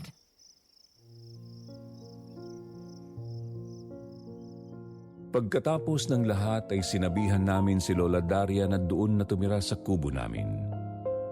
Simula noon, naging mapayapa na rin ang baryo. Nakakalungkot nga lang kasi wala nang kinatatakutan ang baryo. Hindi natakot ang mga tao na dumanak ang dugo sa amin. Wala nang espiritu na saling. Kaya ang resulta, hindi na kasimpayapa ng dati ang baryo. Hindi man palagi, pero may mga nangyayari ng sakitan at pagpatay sa pagitan ng mga magkakabaryo. Doon ay napagtanto ko ang isa sa pinakamahalagang pakinabang ng mga luma at sinaunang paniniwala. Siguro nga nakakatawa o wala na silang kabuluhan sa unang tingin pero nilalagay kasi tayo ng mga yon sa tamang landas. Pwedeng di tayo maniwala, pero sana panatilihin natin ang paggalang at isipin natin kung ano ang mga aral na pinapahiwatig ng mga ito. Itinuring mo akong kapatid at pinagkatiwalaan mo ako. Kahit hindi mo naman ako kaano-ano. Nandito ako, ate. Nandito pa ako. Isa ka talagang halimaw, Rina. Akala ko ba minahal mo ng sobra si Chester? Akala mo siguro, hindi ko malalaman ang relasyon niyo ng asawa ko! Itago niyo na lang ako sa pangalang Andrea. Ang ibabahagi ko sa inyo ay isang karanasang hanggang ngayon ay nagbibigay pa rin sa akin ng pinaghalong matinding kilabot at kalungkutan. Isa akong kasambahay noon sa Marinduque. Ang amo ko ay ang mag-asawang Rina at Chester. Hindi rin nila tunay na mga pangalan. Ang amo kong babae ay 2 taon na nagtrabaho sa Hong Kong bilang personal caregiver. Bago siya umalis noon para mag-abroad, 1 taon na akong nagtatrabaho sa kanila. Anak ako ng dati nilang kasambahay, ngunit nang mamatay ang nanay ko dahil sa atake sa puso, kinupkup na nila ako at itinuring na parte ng kanilang pamilya. Nalungkot pa nga ako noong umalis si Ate Rina papuntang Hong Kong dahil napakabait niya sa akin. Parang nakakabatang kapatid na ang turing niya sa akin at ako naman totoong ate na ang turing ko sa kanya. Nakakainggit nga si Ate Rina dahil bukod sa maganda na ay napakagwapo pa ng asawa niyang si Kuya Chester. Ang trabaho naman ni Kuya Chester ay messenger sa munisipyo. Akala ko nga ay muling pipirma ng kontrata si Ate Rina sa Hong Kong. Pero isang gabi, Hello? Andrea? Ate Rina? Bakit ka napatawag? Teka, umiiyak ka ba? Hindi. Hindi ako umiiyak. Sinisipon lang ako. Gusto ko lang sanang sabihin na sa susunod na linggo ay uuwi na ako dyan sa Pilipinas. Talaga, ate? Babalik ka na? Pero akala ko ba sa 1 taon ka pa uuwi? Teka, may problema ba? Wala. Walang problema. Sapat nang naipon ko dito sa Hong Kong. Kaya uuwi na ako. Gusto ko sanang wag mo munang sasabihin kay Kuya Chester mo na uuwi ako, ha? Bakit naman, ate? Siguradong matutuwa si kuya kapag nalaman niyang uuwi ka na. Please, Andrea. Gusto ko sana siyang sorpresahin. Kaya wag mo munang sasabihin sa kanya, ha? Makakaasa ba ako, Andrea? Ay, oo ate, sige. Hindi ko sasabihin kay kuya. Pangako. nagulat ako nang sabihin ni Ate Rina na babalik na siya. Siyempre, masaya ako dahil makikita at makakasama ko na ulit siya. Para sa akin, matagal na ang 2 taon na nawalay siya sa amin. Kaya nga gustong gusto ko nang ipaalam noon kay Kuya Chester ang magandang balita. Ngunit naalala kong nangako ako kay Aterina na hindi sasabihin sa asawa niya ang nalalapit niyang pagbabalik. Pero 2 araw bago ang pag-uwi ni Aterina. Andrea, nasan ka? Andito ako sa kusina, kuya. Sandali lang. Tatapusin ko lang tong ginagawa ko. Halika sandali, Andrea. May ipapakilala ako sa'yo. Iniwan ko muna ang paglilinis sa lababo at pinuntahan sa sala si Kuya Chester. Paglabas ko sa kusina, nakita ko ang amo kong lalaki na may kasamang babae. Sa tingin ko ay mas matanda lang sa akin ng ilang taon ang maganda at sexing babae na kasama ni Kuya Chester. Andrea, eto nga pala si Mabel, ang bagong kasambahay natin. Mula ngayon, siya na ang makakasama natin at makakatulong mo rito sa bahay. Ha? Bagong kasambahay, kuya? Oo, Andrea. Pamangkin siya ng kumpare ko. Nakiusap sa akin na kailangan daw ng trabaho. Kaya naisip ko na kunin na lang siya na kasambahay na makakasama mo rito. Mas okay yun, di ba? Mas gagaan ang trabaho mo, Andrea. Alam na ba ito ni Ate Rina, kuya? Hindi pa. Pero kakausapin ko ang ate mo tungkol kay Mabel. Sigurado namang papayag yon kapag nalaman niya na may makakatulong ka na rito. Napatango na lang ako sa sinabi ni Kuya Chester. Pero ipinagtataka ko kung bakit kumuha pa siya ng isa pang kasambahay. Ang gaan-gaan na nga ng mga trabaho ko. Kung tutulungan pa ako ng babaeng yun, wala na akong gagawin. Ipokrita ako kung sasabihin kong kahit kaunti ay hindi ako nakaramdam ng kasiyahan. Sino ba naman ang may ayaw na halos wala na akong tatrabahuin sa bahay sa pagdating ng bagong kasambahay? Pero may kung anong kaba akong naramdaman sa pagdating ni Mabel sa bahay ng mga amo ko. Kinagabihan habang naghuhugas ako ng mga pinggan sa kusina, narinig kong masayang nagtatawanan sina Kuya Chester at si Mabel sa sala. Dinig na dinig ko ang malakas nilang pagtawa na parabang kilig na kilig sa pinag-uusapan nila. Sa una, iniiwasan kong mag-isip ng hindi maganda dahil mabait at faithful na asawa si Kuya Chester kay Ate Rina. Kaya binaliwala ko ang narinig ko at itinuon ang sarili sa ginagawa ko. Pero bigla na lang namatay ang ilaw sa kusina. Narinig ko ang pagsigaw ni Kuya Chester at ni Mabel sa sala. Tangina naman eh. Ngayon pa nag-brownout? Chester, ang dilim! Andrea! Andrea! Kunin mo nga ang flashlight dyan at magsindi ka na rin ng kandila. Napakunot ang noo ko sa narinig. Hindi dahil sa inutusan ako ni Kuya Chester, kundi yung pagtawag ni Mabel sa kanya. Bakit Chester lang ang tawag niya kay kuya? Amo niya yun ah.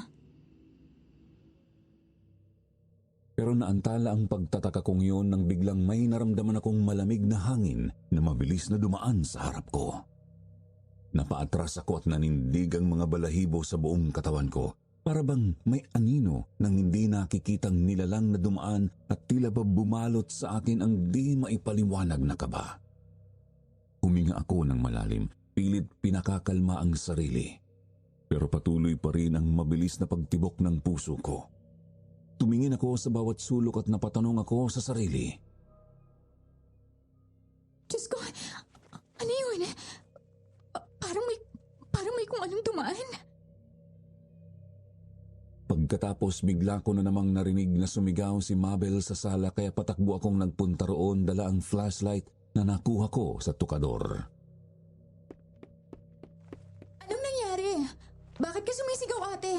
Parang may kumalmot sa braso ko. Ang sakit! Ano? May kumalmot ka mo sa'yo? Nang bigla na lang ulit nagkaroon ng kuryente at sumindi na ang ilaw sa sala, nanlaki ang mga mata namin ni Kuya Chester nang makita ang mahabang sugat sa kanang braso ni Mabel. Dumudugo ang tuwid na sugat na yon mula balikat hanggang sa kamay niya na parang kinalmot nga ng isang matulis na kuko. Chester, tingnan mo. Ang haba ng sugat ko. Parang kinalmot ng kung ano. Oo nga. Ang haba ng sugat. Sino naman ang gagawa niyan, ate? Parang hiniwa ng matulis na bagay. Paano nangyari yan? Sino naman ang gagawa sa iyo niyan? Tayong tatlo lang naman ang nandito sa loob ng bahay. Kuya, may kakaiba kasi akong naramdaman sa kusina kanina eh. Ano yun, Andrea? May dumaan kasing kung ano sa harap ko, kuya. Parang may kung anong anino na mabilis na dumaan na parang hangin. Hindi ko nga makita ng mabuti eh. Pero ramdam ko yung kakaibang labig na dala niya. Grabe, kuya. Nanindig talaga lahat ng balahibo ko. Para bang may mata na nakatingin sa akin. Pero hindi ko naman yun nakita. Hindi ko alam kung guni-guni ko lang ba yun. O totoo talaga. Ha? Anino? Nawalan lang ng kuryente. Kung ano-ano na kaagad ang na-imagine mo. Kilala kita, Andrea. Mahilig kang magbasa at manood ng horror. Kaya kung ano-ano ang nakikita mo. Kuya, hindi ako nag-i-imagine lang. Totoong nakita ko. May dumaan talaga sa harap ko. At kakaiba talaga yon. Hindi yun normal, kuya. Parang may presensya talaga na dumaan eh. Ngayon nga, naninindig pa rin ang mga balahibo ko. Mukhang nasosobrahan ka na yata sa gawain dito sa bahay, Andrea. Kaya kung ano-ano ang nakikita mo. Imposible kasing sinasabi mo eh. Oo, dito tayo nakatira sa probinsya. Pero kahit kailan, wala naman akong naramdamang kakaiba rito. At kaya ako nga isinama rito si Mabel para may makatulong ka. Para hindi ka na masyadong napapagod. Ay nako, ikaw naman Mabel. Baka naman nasagi lang ang braso mo dyan sa sanga ng tuod na nasa tabi mo kaya ka nasugatan. Hayaan mo at gagamutin ko ang sugat mo. Andrea, kunin mo nga yung first aid kit sa cabinet. Dalian mo. Baka nga, Chester. Kasi nung nawala ng ilaw, naidikit ko yata tong braso ko dito sa sanga ng tuod kaya siguro nasugatan ako. Ang tinutukoy ni Kuya Chester ay ang halamang tuod na nasa gilid ng kahoy na silya kung saan nakaupo si Mabel. Ang isa kasi sa nakausling sanga nito ay matulis kaya yun ang nasa isip ni Kuya Chester na nakasugat sa braso ni Mabel. Pero iba talaga ang pakiramdam ko sa nangyari. Hindi ako maaaring magkamali. Meron talagang dumaan sa harap ko. Hindi yun gawa-gawa lang ng imahinasyon ko. Nakita ko yun, malinaw na malinaw. Hindi ko alam kung ano yun pero sigurado ako na may ibig iparating yun na hindi ko may paliwanag. Pero biglang nawala ang iniisip kong yun nang makita ko na abala si Kuya Chester sa paggamot sa braso ni Mabel. Palihim din akong napaismid. Sa isip ko sobra naman ang special treatment ni Kuya Chester kay Mabel. Mantakin mo, siya pa talaga ang gumamot sa sugat ng babaeng yun. At isa pa, akala ko kinuha ni Kuya Chester si Mabel para may makatulong ako. Pero napansin ko wala naman itong ginagawa sa bahay ni magwalis nga ng sahig ay hindi nito magawa. Palagi lang itong nakaupo at panay ang pindot sa cellphone nito. Isusumbong ko na sana ang babae kay Kuya Chester pero isang umaga. Chester? Han? Andrea? Nandito na ako! Ate? Ate Rina! Naku, bumalik ka na! Kuya! Kuya, si Ate Rina! Nandito na siya! Kuya! Rina? Bakit bumalik ka na? Bakit hindi ka man lang nagpasabi na darating ka na? Han, namiss kita, Han. Sinadya ko talaga na hindi ipaalam sa inyo ang pagdating ko kasi gusto ko kayong isurprise ni Andrea. Bakit, Han? Ayaw mo ba na nandito na ako? Hindi na ako babalik sa Hong Kong. Sapat nang naipon ko para maitayo ang pangarap nating negosyo. Diba? Yun naman talagang plano natin, Han. Kaya nga ako nag-abroad dahil yun ang gusto nating mangyari. Hindi naman sa ganun, Han. Nagulat lang ako sa biglaan mong pagdating. Hindi ka man lang namin nasundo sa airport at hindi man lang kami nakapaganda. Ano ka ba? Okay lang yun. Ang mahalaga ay nandito na ulit ako. Oy, Andrea, kumusta ka na? Sobra din kitang na-miss. Naku, may mga pasalubong ako para sa'yo. Siguradong magugustuhan mo. May mga pabango, lotion, chocolates at mga damit para sa'yo. Naku, na-miss din kita, Ate Rina. Mabuti't bumalik ka na. Tsaka, okay lang ako, ate. Kahit wala akong pasalubong, basta safe kang nakauwi rito. Sapat na yan, ate. Habang inilalabas ni Ate Rina ang mga pasalubong sa maleta niya, lumabas sa kusina si Mabel na may hawak na tinidor na may nakatusok na hotdog at ngumunguya-nguya pa ito. Nang makita siya ni Ate Rina ay nag-iba ang ekspresyon ng muka ni ate. Kitang-kita ko na nawala ang ngiti sa labi ni Ate Rina. Tiningnan niya mula ulo hanggang paa ang babae. Han, siya si Mabel. Bago nating kasambahay. Biglang kumunot ang noo ni Ate Rina. Halatang hindi niya nagustuhan ang narinig. Bagong kasambahay? Eh bakit hindi mo sinabi sa akin ng tungkol dito, Han? Sorry Han. Nakalimutan kong banggitin sa'yo. Nakiusap kasi si paring Melvin na bigyan ng trabaho ang pamangkin niyang si Mabel. Hindi naman ako makatanggi. Kaya kinuha ko siyang kasambahay dito sa atin. At least, di ba, may makakatulong na si Andrea. Mabel, siya ang asawa ko. Ang Ate Rina mo. Good morning, ate. Ako nga pala si Mabel. Nice to meet you, ate. Muling nag-iba ang ekspresyon ng mukha ni Ate Rina. Muli siyang ngumiti at nilapitan si Mabel. Hello, ako si Rina, asawa ni Chester. Mabuti naman at may makakatulong na si Andrea. Feel at home ha, Mabel? Napakamot pa sa ulo niya si Kuya Chester nung oras na yon. Ang akala siguro niya ay magagalit si Ate Rina sa pagkuha at pagpapatuloy niya kay Mabel sa bahay nang hindi niya ito ikinukonsulta kay ate. Kalmado lang si Ate Rina at mukhang tanggap naman niya ang pagdating ni Mabel sa buhay namin.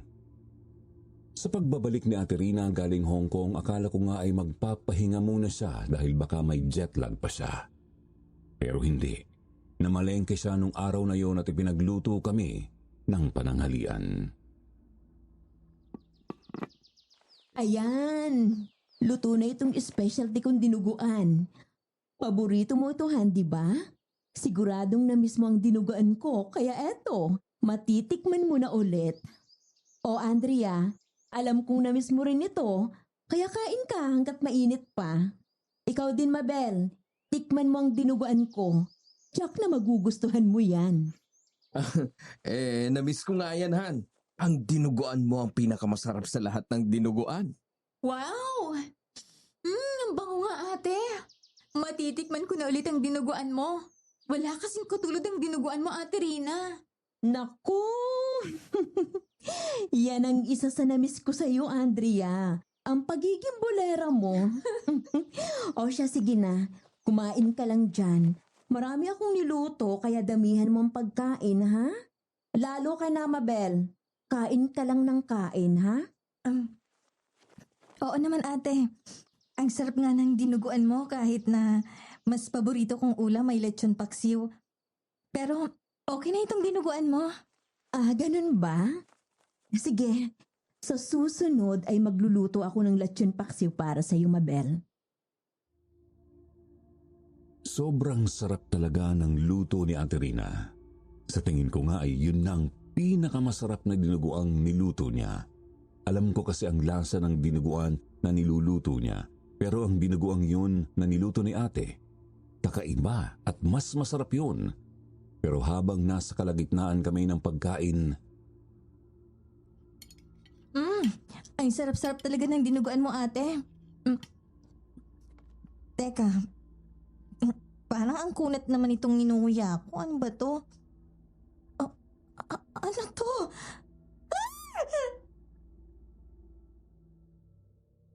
napasigaw si Mabel pagkatapos ay histerikal na pumunta sa lababo at nagsusuka.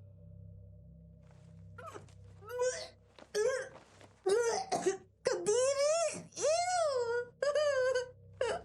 Okay ka lang, Mabel? Ano tagsusuka ka dyan? Daliri! May daliri ng tao na nakahalo sa dinuguan! Ano? Itinuro ni Mabel ang lababo at nanlaki ang mga mata namin ni Kuya Chester sa nakita namin. Pasintabi sa mga kumakain, pero ang nakita namin sa lababo kasama ng suka ni Mabel ay isang putol na daliri ng tao na may kagat na dahil nginuya yun ni Mabel. Diyos ko, daliri nga! Saan galing yan? Yuck! Daliri talaga! May daliri ng tao ang dinuguan mo, ate. Ano ka ba? Rina, ano tong inihalo mo sa niluto mong dinuguan? Bakit may daliri ng tao?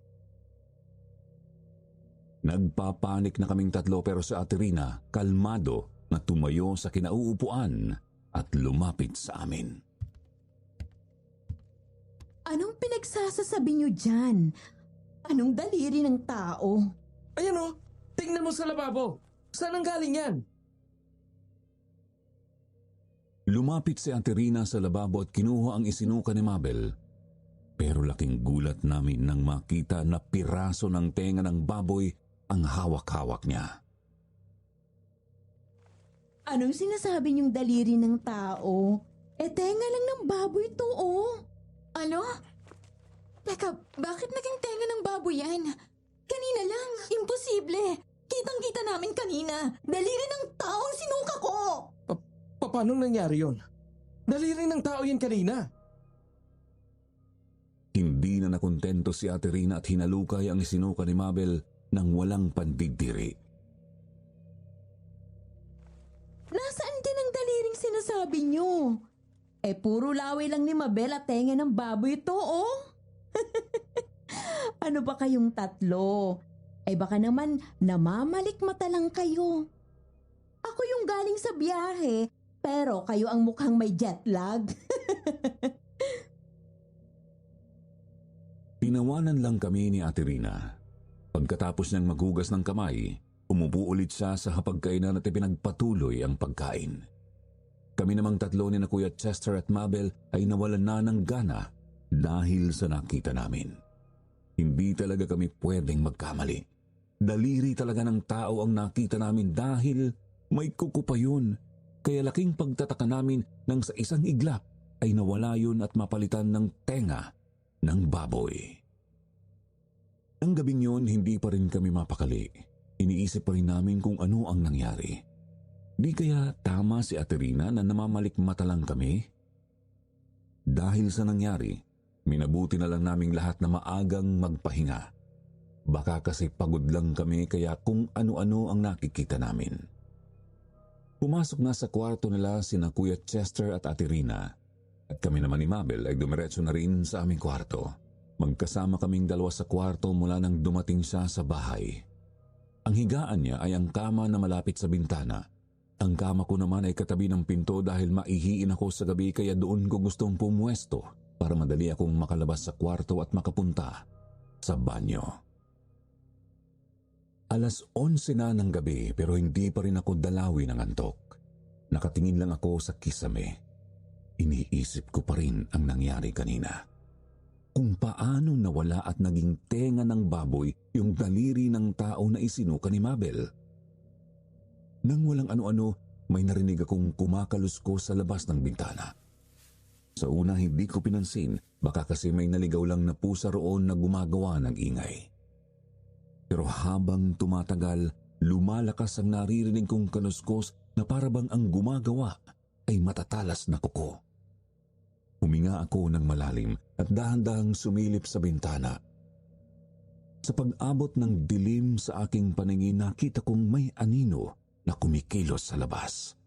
Isang anyo na hindi ko mawari. Nang mas lumapit ito, tumayo ang balahibo ko. Hindi yun pusa. Nakita ko ang isang malaking anino na nakatayo sa labas ng bintana ng kwarto namin. Medyo malayo ang kinatatayuan nito. Nasa tabi ng puno ng kamatsili. Hindi ko masyadong makita kung ano yun kasi madilim sa labas. Pero alam kong hindi yun hayop. Habang sinisipat ko kung ano yung nasa labas, bigla namang may naramdaman akong humawak sa balikat ko kaya napasigaw ako. Paglingon ko sa likuran ko, laking gulat ko nang makita ko si Mabel na nagising at pupungas-pungas pa. Bakit hindi ka pa natutulog? Anong sinisilip mo dyan? May narinig kasi akong kumakaluskos sa labas ng bintana. Akala ko nga pusa, pero hindi. Nang silipin ko, may malaking aninong nakatayo sa puno ng kamatsili na katapat ng bintana ng kwarto natin. Halika, tingnan mo. Silipin mo rin. Ayoko nga. Baka mamaya aswang yung nakita mo eh. Isara mo na nga yung bintana. Pagkasara ko sa bintana, bigla kaming may narinig na malakas na pagaspas sa labas, parang malaking pakpak na pumapagaspas sa dilim ng gabi. Napatingin kami sa isa't isa ni Mabel. Kapwa kinakabahan. Ano yun? Bulong niya sa akin habang mahigpit na nakahawak sa braso ko. Hindi ko alam ang isasagot, pero pakiramdam ko'y may kung anong malamig na dumaloy sa buong katawan ko. Lumapit ako sa bintana. Nanginginig ang mga kamay at sinubukang silipin ulit kung ano ang nasa labas. Habang dahan-dahan kong binubuksan ang bintana, nanatili kaming tahimik. Dinig ang kabog ng aming mga dibdib. Isang malalim na buntong hininga ang pinakawalan ko bago ako sumilip. Ngunit nanlaki ang mga mata ko nang muli kong makita ang malaking anino na may pakpak na nakatayo sa tabi ng puno ng kamatsili. Sigurado ako na sa direksyon ng kwarto namin nakatingin ang anino na yon, pero hindi rin ito nagtagal at biglang naglaho sa paningin ko na parang usok na tinangay ng hangin. Sa puntong yun, nang hilakbot na ako at nagmamadaling isinara ang bintana. Oh, bakit ganyan ang mukha mo? Anong nakita mo? Nakita ko ulit yung malaking aninong nakatayo sa labas. At meron yung mga pakpak. Sigurado ako na yun ang narinig natin kaninang pumapagaspas. Malakas ang kutob ko na aswang nga yun. Diyos ko, wag mo nang bubuksan ng bintana ha. Baka pasukin tayo ng aswang dito sa kwarto. Napatango na lang ako at muling bumalik sa higaan ko. Si Mabel naman ay nahiga na rin at nagtalukbong na ulit ng kumot. Buong magdamag akong hindi nakatulog. Pinakikiramdaman ko ang paligid, baka kasi bumalik na naman yung anino na may pakpak. Pero wala na akong narinig na anumang kaluskos at pagaspas ng gabing iyon. Kinaumagahan, araw yun ng linggo. Agad naming ikinuwento kina Kuya Chester at Ate Rina ang narinig at nakita ko kagabi. Ano ka mo? Aswang? Inaswang kayo kagabi? Oo, kuya. Sigurado akong aswang yung nakita ko kagabi sa labas ng bintana. Malaking anino yun na may mga pakpak. Dinig na dinig ko ang mga kaluskos niya at ang pagaspas ng pakpak niya. Totoo ang sinabi niya. Narinig ko rin yung malakas na pagaspas kagabi. Sigurado rin akong aswang yon. May aswang na gumagala rito. Aswang? Matagal na tayo nakatira dito, Andrea. Pero kahit kailan, ay wala tayong nababalitaan na may gumagala o umaataking aswang dito sa lugar natin. Tama ang Ate Rina ninyo. Walang aswang dito. Kaya imposible yung sinasabi ninyong dalawa. Baka hayop lang na naligaw yung nakita mo kagabi, Andrea. Pero hindi ako maaaring magkamali, kuya. Ate, kitang-kita ko yung aninong yun. Hindi yun hayop. Aswang yun! Aswang! Naniniwala ako kay Andrea. Kahit hindi ko nakita yung nakita niya kagabi. Malakas din ang pakiramdam ko na aswang yon. Kung ibon lang yung narinig namin, di sana hindi ganun kalakas ang magiging pagaspas ng mga pakpak. Ibang klaseng pagaspas na yon at parang matatangay ng bubong nitong bahay. Babel, hindi imposible na ibon ang may gawa ng mga pagaspas na narinig niyo kagabi dahil may mga malalaking uri ng ibon na naliligaw rito na nanggagaling pa sa bundok. Kaya kalimutan niyo na ang nakita niyo, ha? Wag nyo na lang bubuksan ang bintana sa loob ng kwarto ninyo. At baka makapasok pa rito yung ibon na yon. Lalo ka na, Andrea. Ikaw pa naman ang mahilig magbukas ng bintana. Hindi na lang kami kumibo ni Mabel dahil kahit ano namang sabihin namin ay hindi sila naniniwala. sinubukan ko na lang kalimutan ang nangyari at ipinagpatuloy ang mga gawain sa bahay. Si Mabel naman ay halatang takot pa rin at kinakabahan. Napilitan na rin siyang tumulong sa mga trabahong bahay dahil alam niyang naroon na si Ate Rina. Nahiya na siguro dahil tiyak na hindi na pwede ang pagbabanjing niya. Kung umuubra ang katamaran niya kay Kuya Chester, hindi yun uubra kay Ate Rina. Nang umagang yon, nagpaalam sa akin si Kuya Chester na siya raw ang mamamalengke at isasama raw niya si Mabel para may makatulong. Ako na lang daw muna ang bahala sa ibang gawaing bahay. Sinabi pa niya na kapag nagising daw si Ate Rina, sabihin ko na lang na pumunta sila sa palengke. Nagtanong ako kay Kuya Chester. Kakagising lang ni Ate Rina pero bakit natulog ulit? Ang sagot niya sa akin, bigla raw sumama ang pakiramdam nito kaya pinagpahinga muna niya sa kwarto. Nang makaalis ang dalawa, itinuloy ko ang paglalaba gamit ang washing machine. Ilang minuto pa lang na nakaalis si na Kuya Chester nang may marinig akong umiiyak sa loob ng kwarto nila ni Ate Rina. Hindi ako maaaring magkamali. Si Ate Rina ang umiiyak kaya dali-dali kong kinatok ang pinto ng kwarto. Ate? Ate Rina! Bakit ka umiiyak? Anong problema, ate? Ilang beses akong kumatok sa pinto at tinawag ang pangalan ni Ate Rina pero hindi siya sumasagot. Nakalak ang pinto sa loob. Hindi pa rin tumitigil ang pag-iyak niya sa loob ng kwarto kaya kinakabahan na ako. Naalala ko na meron akong duplicate key ng kwarto nila. Ibinigay sa akin yun ni Ate Rina noon kung sakali mang magkaroon ng emergency na kailangan kong buksan ng kwarto nila. Ganon ang pagtitiwala sa akin ni Ate Rina kahit hindi nila ako kaano-ano ay sobra niya akong pinagkakatiwalaan. Dali-dali kong kinuha iyon sa kwarto namin ni Mabel para mabuksan ang pinto. Gagamitin ko na sana ang duplicate key nang may magbukas ng pinto.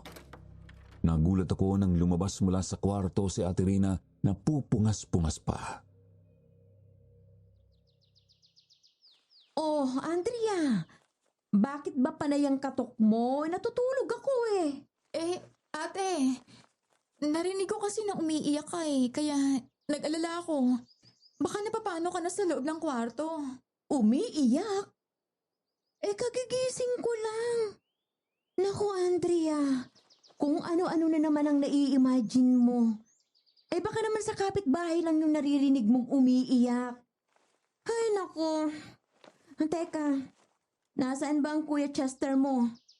Kasama ko lang siya dito sa kwarto kanina.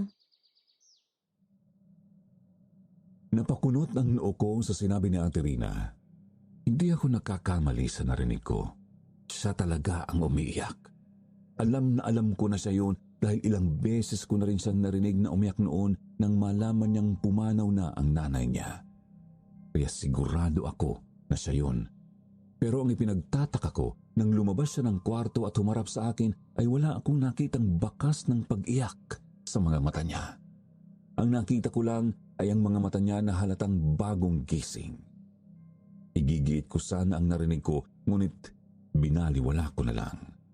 Ang sabi ni Kuya Chester ay masama raw ang pakiramdam ni Ate Rina kaya hindi na ako nagsalita at baka mapagalitan pa niya ako. Sinagot ko na lang ang tanong niya. Nagpunta si Kuya Chester sa palengke, ate. Kasama niya si Mabel. Sa sinabi ko ay bigla na namang nag-iba ang ekspresyon ng mukha ni Ate Rina. Para siyang galit pero agad din niyang binawi at nginitian ako. Ganun ba? Sige na. Ituloy mo na ang ginagawa mo, Andrea. At magpapahinga muna ako. Gisingin mo na lang ako kapag dumating na ang kuya mo, okay? Ay, sige ate, sige. Yun lang at isinara na niya ang pinto ng kwarto. Napapailing na lang ako at bumalik sa kusina para ituloy ang paglalaba. Mag-aalas 12 na ng tanghali nang dumating sina Kuya Chester at Mabel.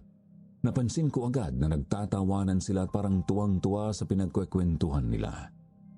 Nagbubulungan pa sila at halatang kinikilig sa anumang pinag-uusapan nito.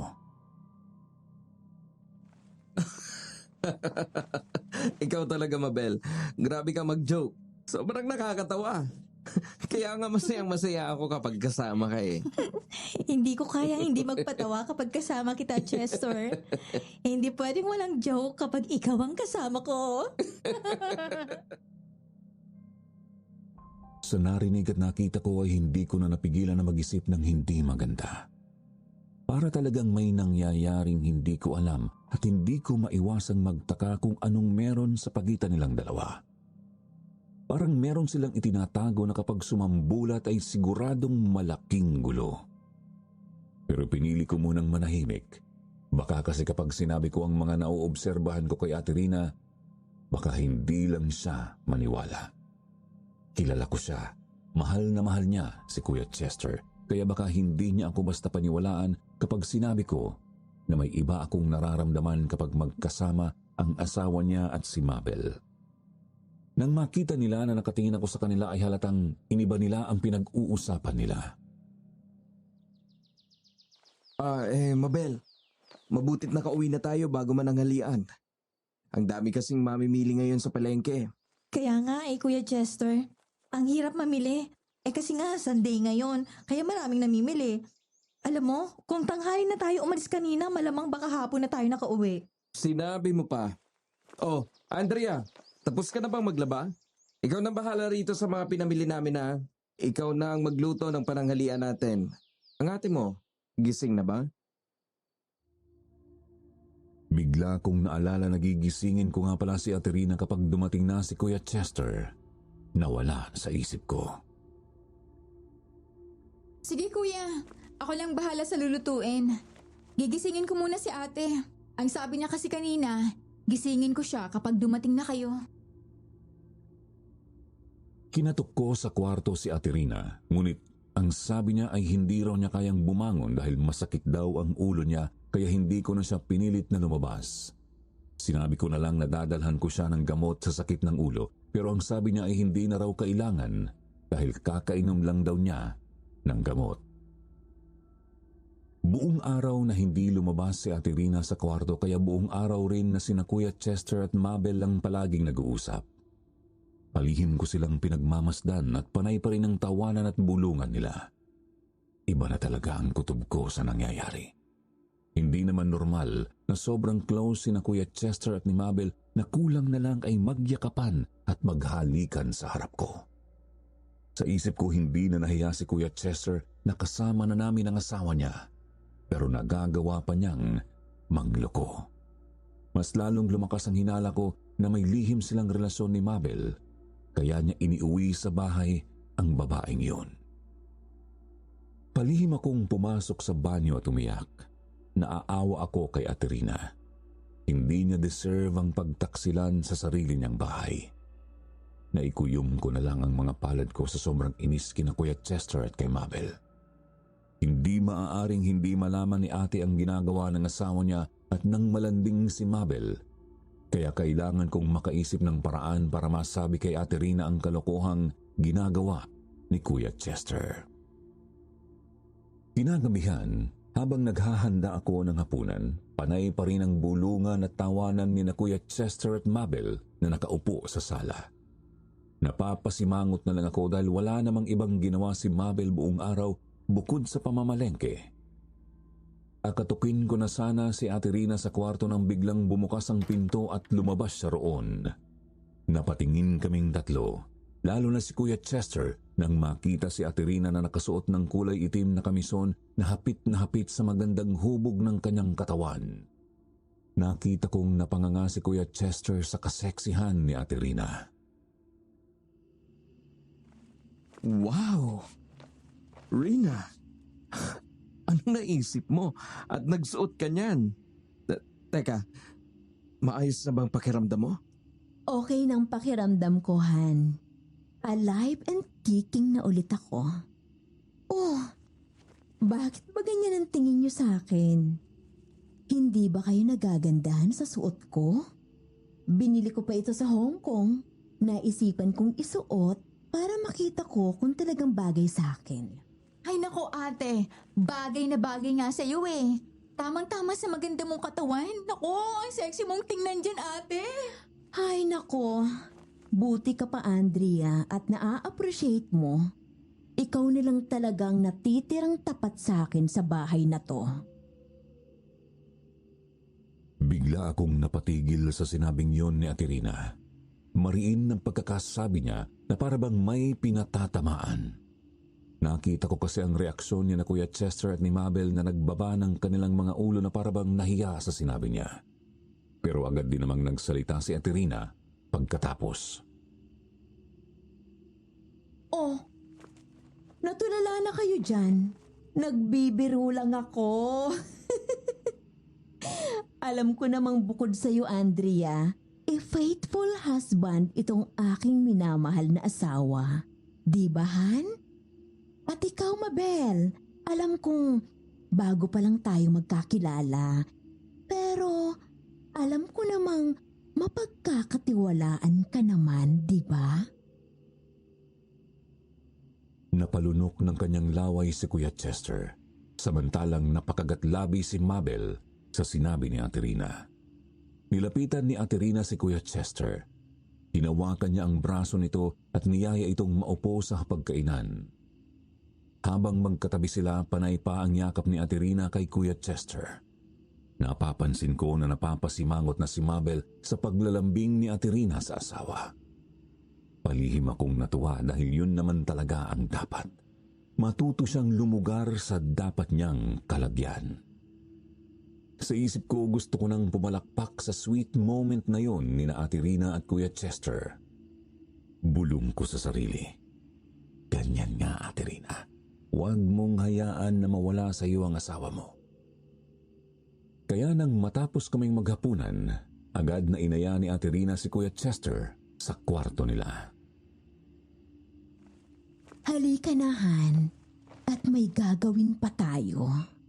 Sulitin natin ang pagbabalik ko. Kailangan ay makabuo na tayo para naman may munting anghel na tayo dito sa bahay. Para may maaalagaan na rin itong si Andrea. Oo, Han. Sige, pasok na tayo sa kwarto. Walang nagawa si Kuya Chester kundi ang sumunod kay Aterina. Bago sila pumasok sa kwarto, nagsalita pa si Aterina. Nga pala, Mabel, tulungan mo si Andrea sa pagliligpit sa kusina at paghuhugas ng pinggan, ha? Yun lang at pumasok na silang dalawa sa kwarto. Sinabi ko kay Mabel na ako na ang bahala sa ibang gagawin sa kusina at siya na lang ang maghugas ng pinggan. Pero habang nasa lababo, dinig ko na parang nagdadabog siya. Narinig ko ang malalakas na tunog ng mga pinggan na parang hinahampas niya sa lababo at tila may galit sa bawat galaw niya. Hindi ko sa pinansin at palihim ko siyang pinagtawanan. Sa isip ko, mukhang nagsiselos ang bruha. Mabuti nga sa kanya, kahit anong gawin niya, hindi siya mananalo sa legal wife. Hanggang sa matapos ang mga gawain namin sa bahay, hindi pa rin naaalis sa mukha ni Mabel ang pagsimangot. Panay pa rin ang pagdadabog niya. Kahit sa pagpasok namin sa kwarto, nagdadabog pa rin siya. Hindi ko na napigil ang sarili ko at tinanong ko na siya kung may problema ba siya dahil panay ang pagdadabog niya. Ang sagot lang niya sa akin ay masama ang pakiramdam niya. Sinabihan ko siya na magpahinga na at agad naman niya akong sinunod. Humiga na siya sa kama at nagtalukbong ng kumot. Ako rin ay nahiga na sa kama dahil gusto ko na ring magpahinga. Agad din naman akong nakatulog ng gabing yun. Pero bandang 10:00 ng gabi, nagising ako. Parang init na init ang pakiramdam ko. Nauuhaw ako kaya lumabas ako ng kwarto para uminom sana ng tubig. Pero paglabas ko ng kwarto, napansin ko na nakabukas ang pinto sa sala. Hala, isinara ko to kanina. At saka nakalaki to. Sino kaya nagbukas nito? Lumabas ako sa pinto at tumingin sa labas. Napakadilim. Noon kasi ay wala pang mga poste sa lugar namin sa Marinduque. Kaya gumagamit kami ng kandila o gasera kapag lumalabas kami kapag sumasapit ang gabi. Habang nagpapalinga-linga ako, biglang may kung anong dumaan sa harapan ko. Napakabilis na parang hangin ang dumaan na yon. Kinilabutan ako at nanindig na naman ang mga balahibo ko sa katawan. Bigla kong naalala ang parang hangin na dumaan noon sa kusina nung nawalan ng kuryente kung saan may kung anong kumalmot sa braso ni Mabel. Napagtanto ko sa mga sandaling yun na totoong may kumalmot nga sa braso niya at hindi yun nasagi lang sa sanga ng tuod na halaman sa sala. Alam kong may nilalang na gumawa ng ganun kay Mabel. Kaya nagmamadali akong pumasok sa loob ng bahay, isinara ko ang pinto at muli yung inilak. Nang bigla ko namang narinig na sumigaw si Mabel sa loob ng kwarto. Diyos ko! Si Mabel! Patakbo akong bumalik sa kwarto. Dali-dali kong binuksan ang pinto at nang buksan ko yun ay nakita ko si Mabel na nagsusumiksik sa sulok, umiiyak at takot na takot. Mabel? Anong nangyari? Bakit ka sumigaw? Andrea, yung aswang, gustong pumasok sa bintana. Gusto niya akong patayin. Laking gulat ko nang makitang nakabukas nga ang bintana sa kwarto namin. Kahit natatakot ako at kinakabahan, nagawa kong sumilip sa labas ng bintana, ngunit wala akong nakita. Ini-expect ko na makikita ko roon ang malaking anino na may mga pakpak na nakita ko nung nakaraan, pero wala. Hindi ko yun nakita, kaya isinara ko na lang ng mabuti ang bintana. Nang muli kong lapitan si Mabel, nanginginig pa rin ito sa takot at umiiyak. Ano ba talagang nakita mo, Mabel? Totoo ba na nakita mo ang aswang? Oo, ang aswang. Gusto niyang pumasok sa kwarto natin. Gusto niya akong lapitan. Gusto niya akong patayin. Pilit siyang pumapasok sa bintana. Patuloy pa rin sa pag-iyak si Mabel nang pumasok sa kwarto namin si Kuya Chester at kasunod niya si Ate Rina. Anong nangyari? Narinig ko na para kayong nagkakagulo rito. At bakit ka umiiyak, Mabel? Kuya, ate, nakita raw ni Mabel ang aswang. Gusto raw pumasok dito sa loob at gusto raw siyang patayin. Ano? Aswang na naman. Ano na naman kalokohan nito? Totoo ang sinasabi ko. Nakakatakot ang aswang na yon. Mukha siyang paniki na may pakpak. Pilit niyang ipinapasok ang katawan niya sa bintana para patayin ako. Kuya, hindi po siya nagsisinungaling. Kanina, nang lumabas ako ng kwarto para uminom ng tubig, nakita ko nakabukas ang pinto sa sala. Tapos nang lumabas ako, may dumaan na kung ano sa harap ko. Mabilis yun na parang hangin.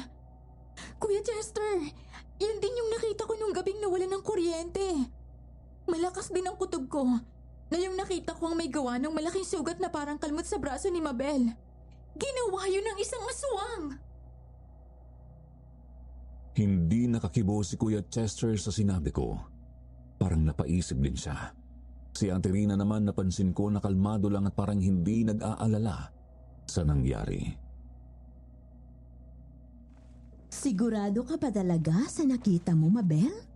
Ang tagal na naming nakatira dito. Pero ngayon lang ako nakarinig ng ganyan.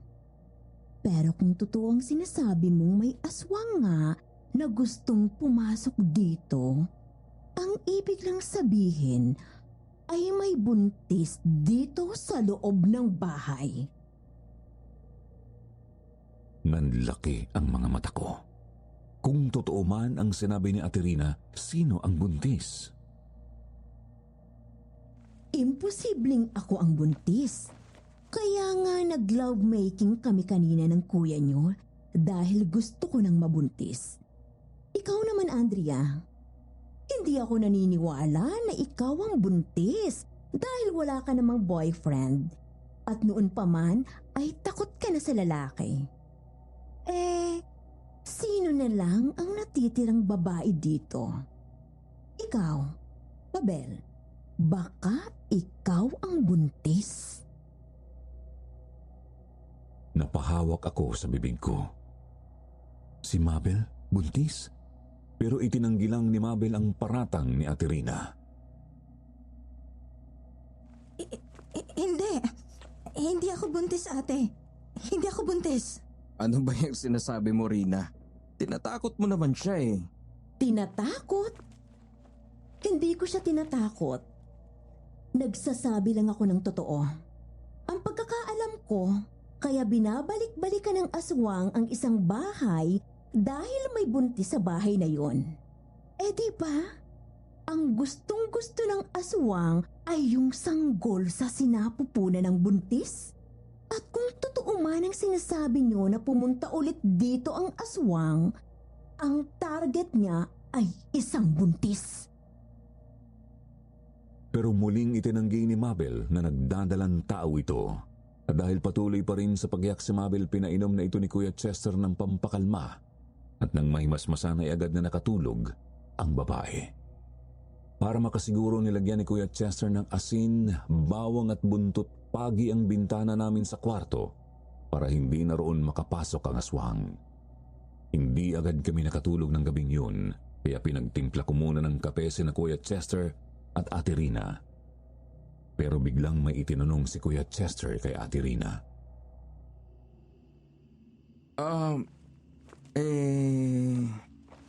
Han, nga pala.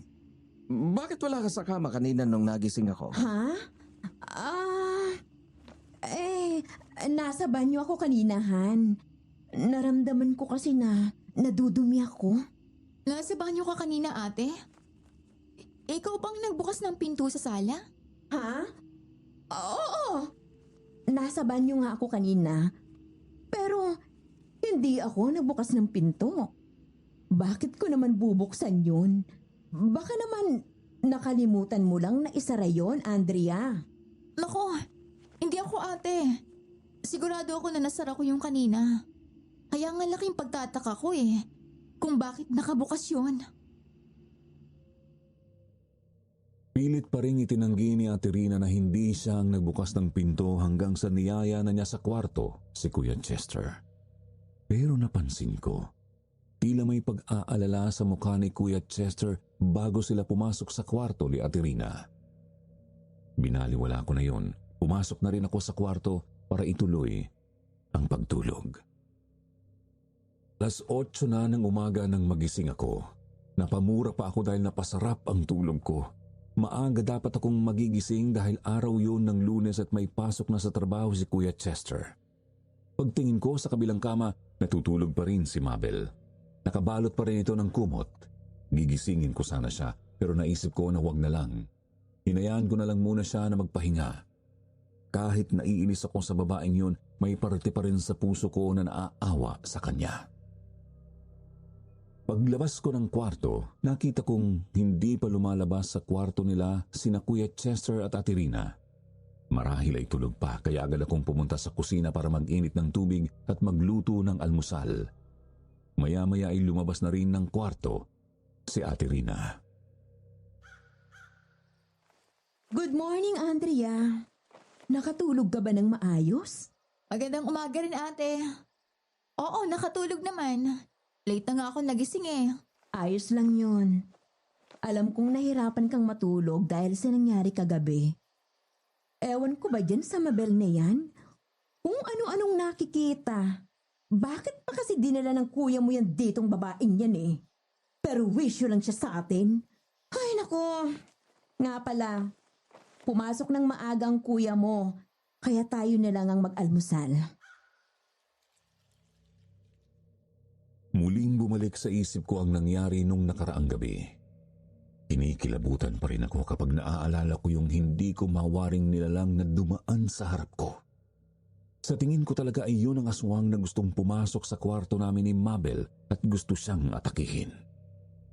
Pagkatapos naming mag-almusal ni Ate Rina, pumasok na siya sa kwarto. Ang sabi niya ay may gagawin daw siya. Ako naman ay magwawalis sa labas.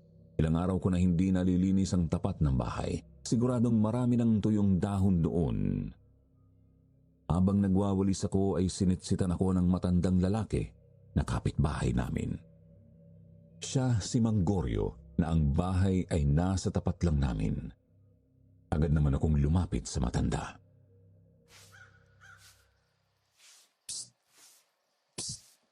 Hindi, halika rito.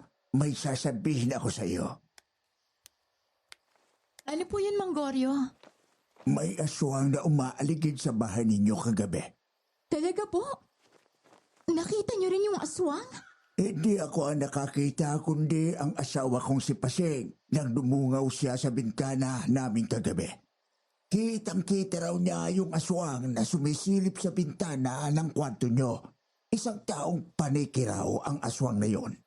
Hindi maaaring magkamali ang asawa ko dahil nakakita na raw siya ng ganong uri ng aswang sa probinsya nila. Alam mo, kahit matanda na rin ang asawa kong si Paseng, malinaw pa ang mga mata niya at kahit madilim sa labas at walang poste ang ilaw, ay alam niya na aswang ang nakita niya.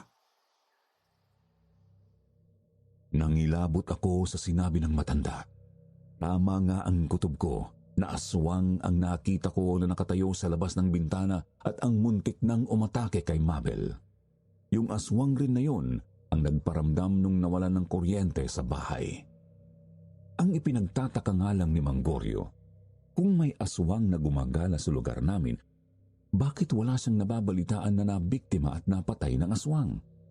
E di sana ay kumalat na sa lugar namin ang balita. Pero wala.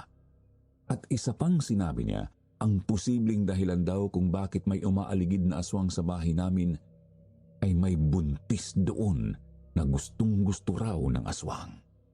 Biglang bumalik sa isip ko ang sinabi ni Ate Rina na ang posibleng nagdadalang tao ay si Mabel. Pagkatapos akong kausapin ng matanda ay kinakabahan akong pumasok sa bahay. Gulong-gulo na ang isip ko sa mga nangyayari. Nang maabutan ko si Ate Rina sa kusina, mukhang magluluto na naman siya. Ate, ako nang gagawa niyan. Ako nang magluluto. Dapat nagpapahinga ka dahil kauuwi mo lang galing Hong Kong. Huwag mo akong alalahanin, Andrea. Ako nang bahala dito. Ako ang magluluto ngayon. Gusto ko ulit magluto ng masarap. Kitang-kita kong masaya si Ate Rina. Ayoko sanang sirain yun pero nakakaramdam na ako ng pagkakonsensya kaya panahon na para sabihin ko sa kanya ang hinala ko tungkol kina Kuya Chester at Mabel.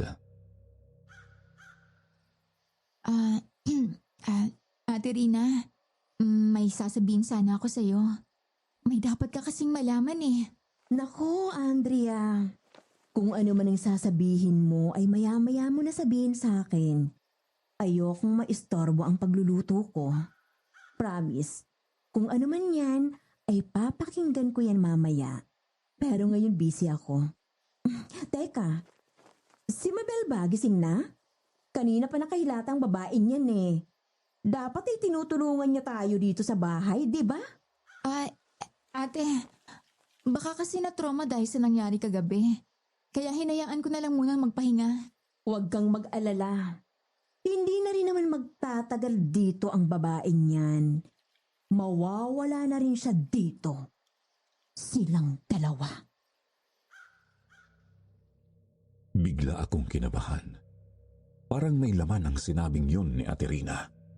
Napansin kong kakaiba rin ang sigla niya ng araw na yon na parang may espesyal na okasyon siyang pinaghahandaan. Narinig ko pa siyang kumakanta-kanta habang nagluluto. Hapon na nang magising si Mabel. Inihimas pa nito ang magkabila ng sentido. Masakit daw ang ulo niya kaya pinaupo ko muna siya sa may sala. Para siyang hinang-hina na hindi ko maintindihan. Inalok ko siya ng pagkain ngunit tinanggihan naman niya. Hindi pa raw siya nagugutom. 5:00 na ng hapon. Naliligo noon si Ate Rina at ako naman ay nagtapon ng basura sa labas ng bahay. Narinig ko na nagduduwal si Mabel. Nasa tapat siya ng puno ng mangga at doon siya dumuduwal. Lalapitan ko na sana si Mabel nang makita kong dumating si Kuya Chester galing sa trabaho. Pero ikinabigla ko ang sumunod na eksena. Kitang-kita ko na niyakap ni Kuya Chester si Mabel at hinilikan ito sa labi. Naitakip ko ang mga kamay ko sa aking bibig at nagtago ako sa likod ng mga halaman na makakapal ang mga dahon. Kumpirmado na may relasyon nga ang dalawa. Pinagtataksilan ni Kuya Chester si Ate Rina. Habang palihim ko silang pinagmamasdan ay naikuyom ko ang mga palad ko sa sobrang galit. Ang kapal ng mga mukha ng mga taksil. Napansin ko rin na biglang umiyak si Mabel na parang may sinasabi kay Kuya Chester. Si Kuya Chester naman ay nakikipagdiskusyon din kay Mabel, pero ang mas ikinalaki ng mga mata ko ay nang makita kong nakasilip pala sa bintana si Ate Rina. Titig na titig at nanlilisik ang mga mata na nakatingin kina Kuya Chester at Mabel. Hindi ko alam kung nakita ni Ate Rina ang lahat, pero bakas sa mukha niya ang sobrang galit.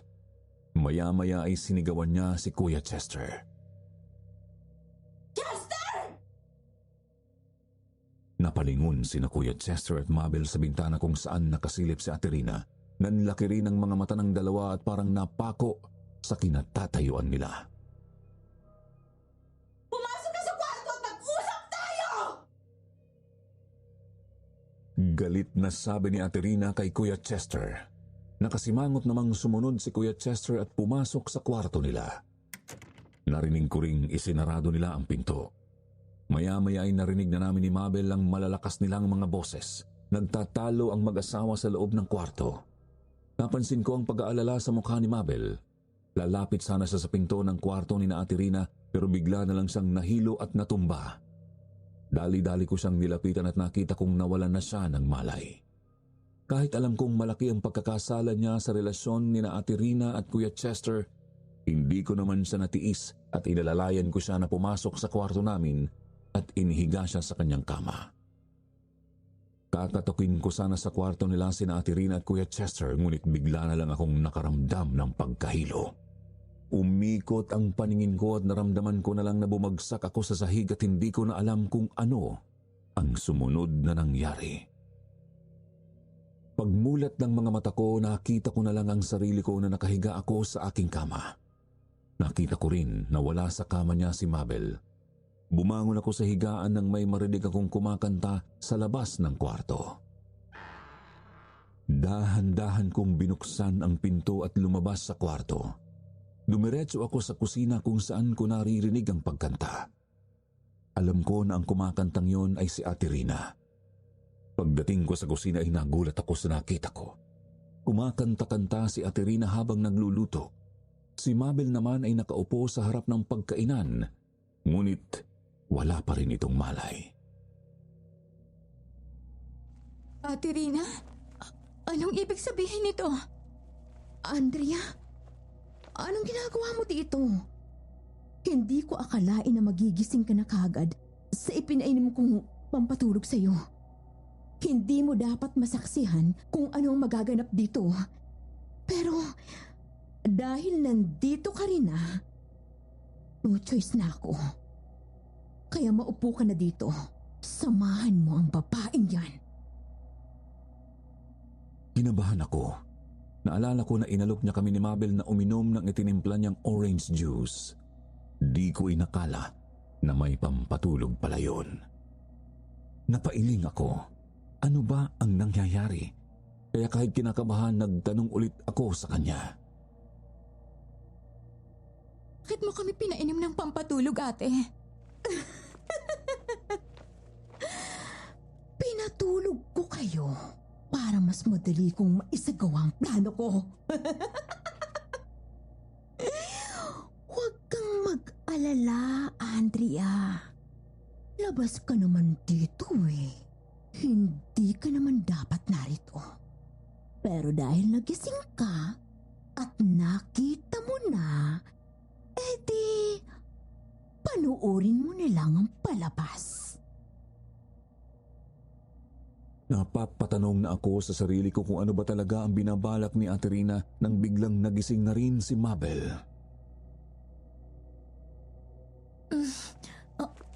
Anong nangyari? Aba, gising ka na rin pala.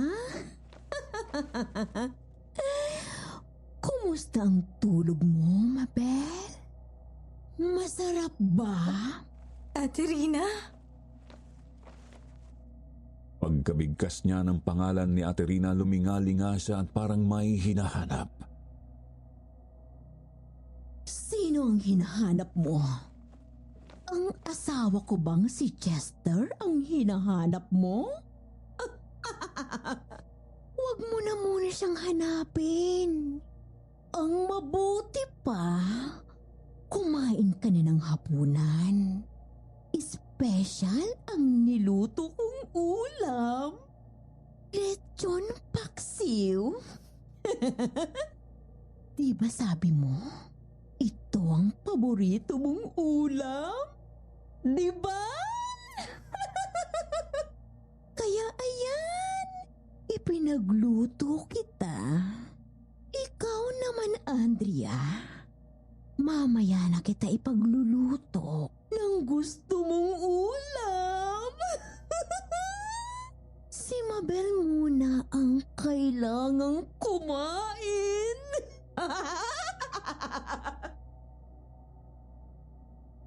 Inihain ni Aterina sa harap ni Mabel ang isang malaking mangkok na may lamang ulam na lechon paksiw. Napakabango ng amoy noon at mukhang napakasarap, kaya hindi ko rin naiwasang matakam. Ano pang hinihintay mo? Kumain ka na! Tikman mo yung niluto kong ulam. Teka, at ikukuha kita, ha? Oh, eto, tikman mo yung inilagay ko sa pinggan mo. Kahit mabango ang nilutong ulam ni Aterina, ayaw yung kainin ni Mabel. Nakatitig lang ang babae sa pinggan at nakasimangot. Nang biglang sumigaw si Aterina sa harap ni Mabel. Hindi mo kakainin? Gusto mong ako pang magpasok ng ulam sa bunganga mo? Ha? Kain! Dahil sa takot, walang nagawa si Mabel kundi ang sundin si Aterina dahil tinututukan na siya nito ng kutsilyo sa leeg. Isinubo ni Mabel ang kapirasong laman ng ulam na nasa pinggan. Nginuya-nguya niya ito bago nilunok. Ano? Masarap ba, Mabel?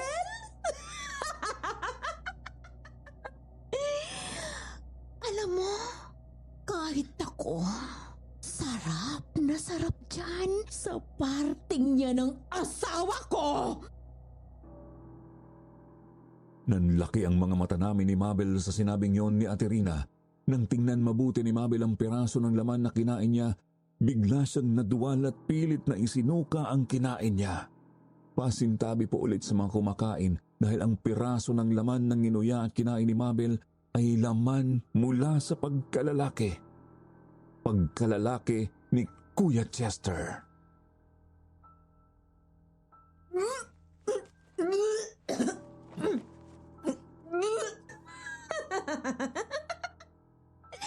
Bakit ganyan ang reaction mo? Kala ko ba gusto mo ang asawa ko? Anong ginawa mo kay Chester? Anong ginawa mo? Diyos ko, ate. Anong ginawa mo? Akala mo siguro hindi ko malalaman ang relasyon niyo ng asawa ko? Matagal ko nang alam na niloloko ako ng magaling kong asawa. Kaya naman, bilang unang ganti, pinasadahan muna kita ng kalmot. Ang gusto ko nga, mas malala dun sa ginawa ko eh. Ang gusto ko ng mga oras na yun ay kainin ang braso mo.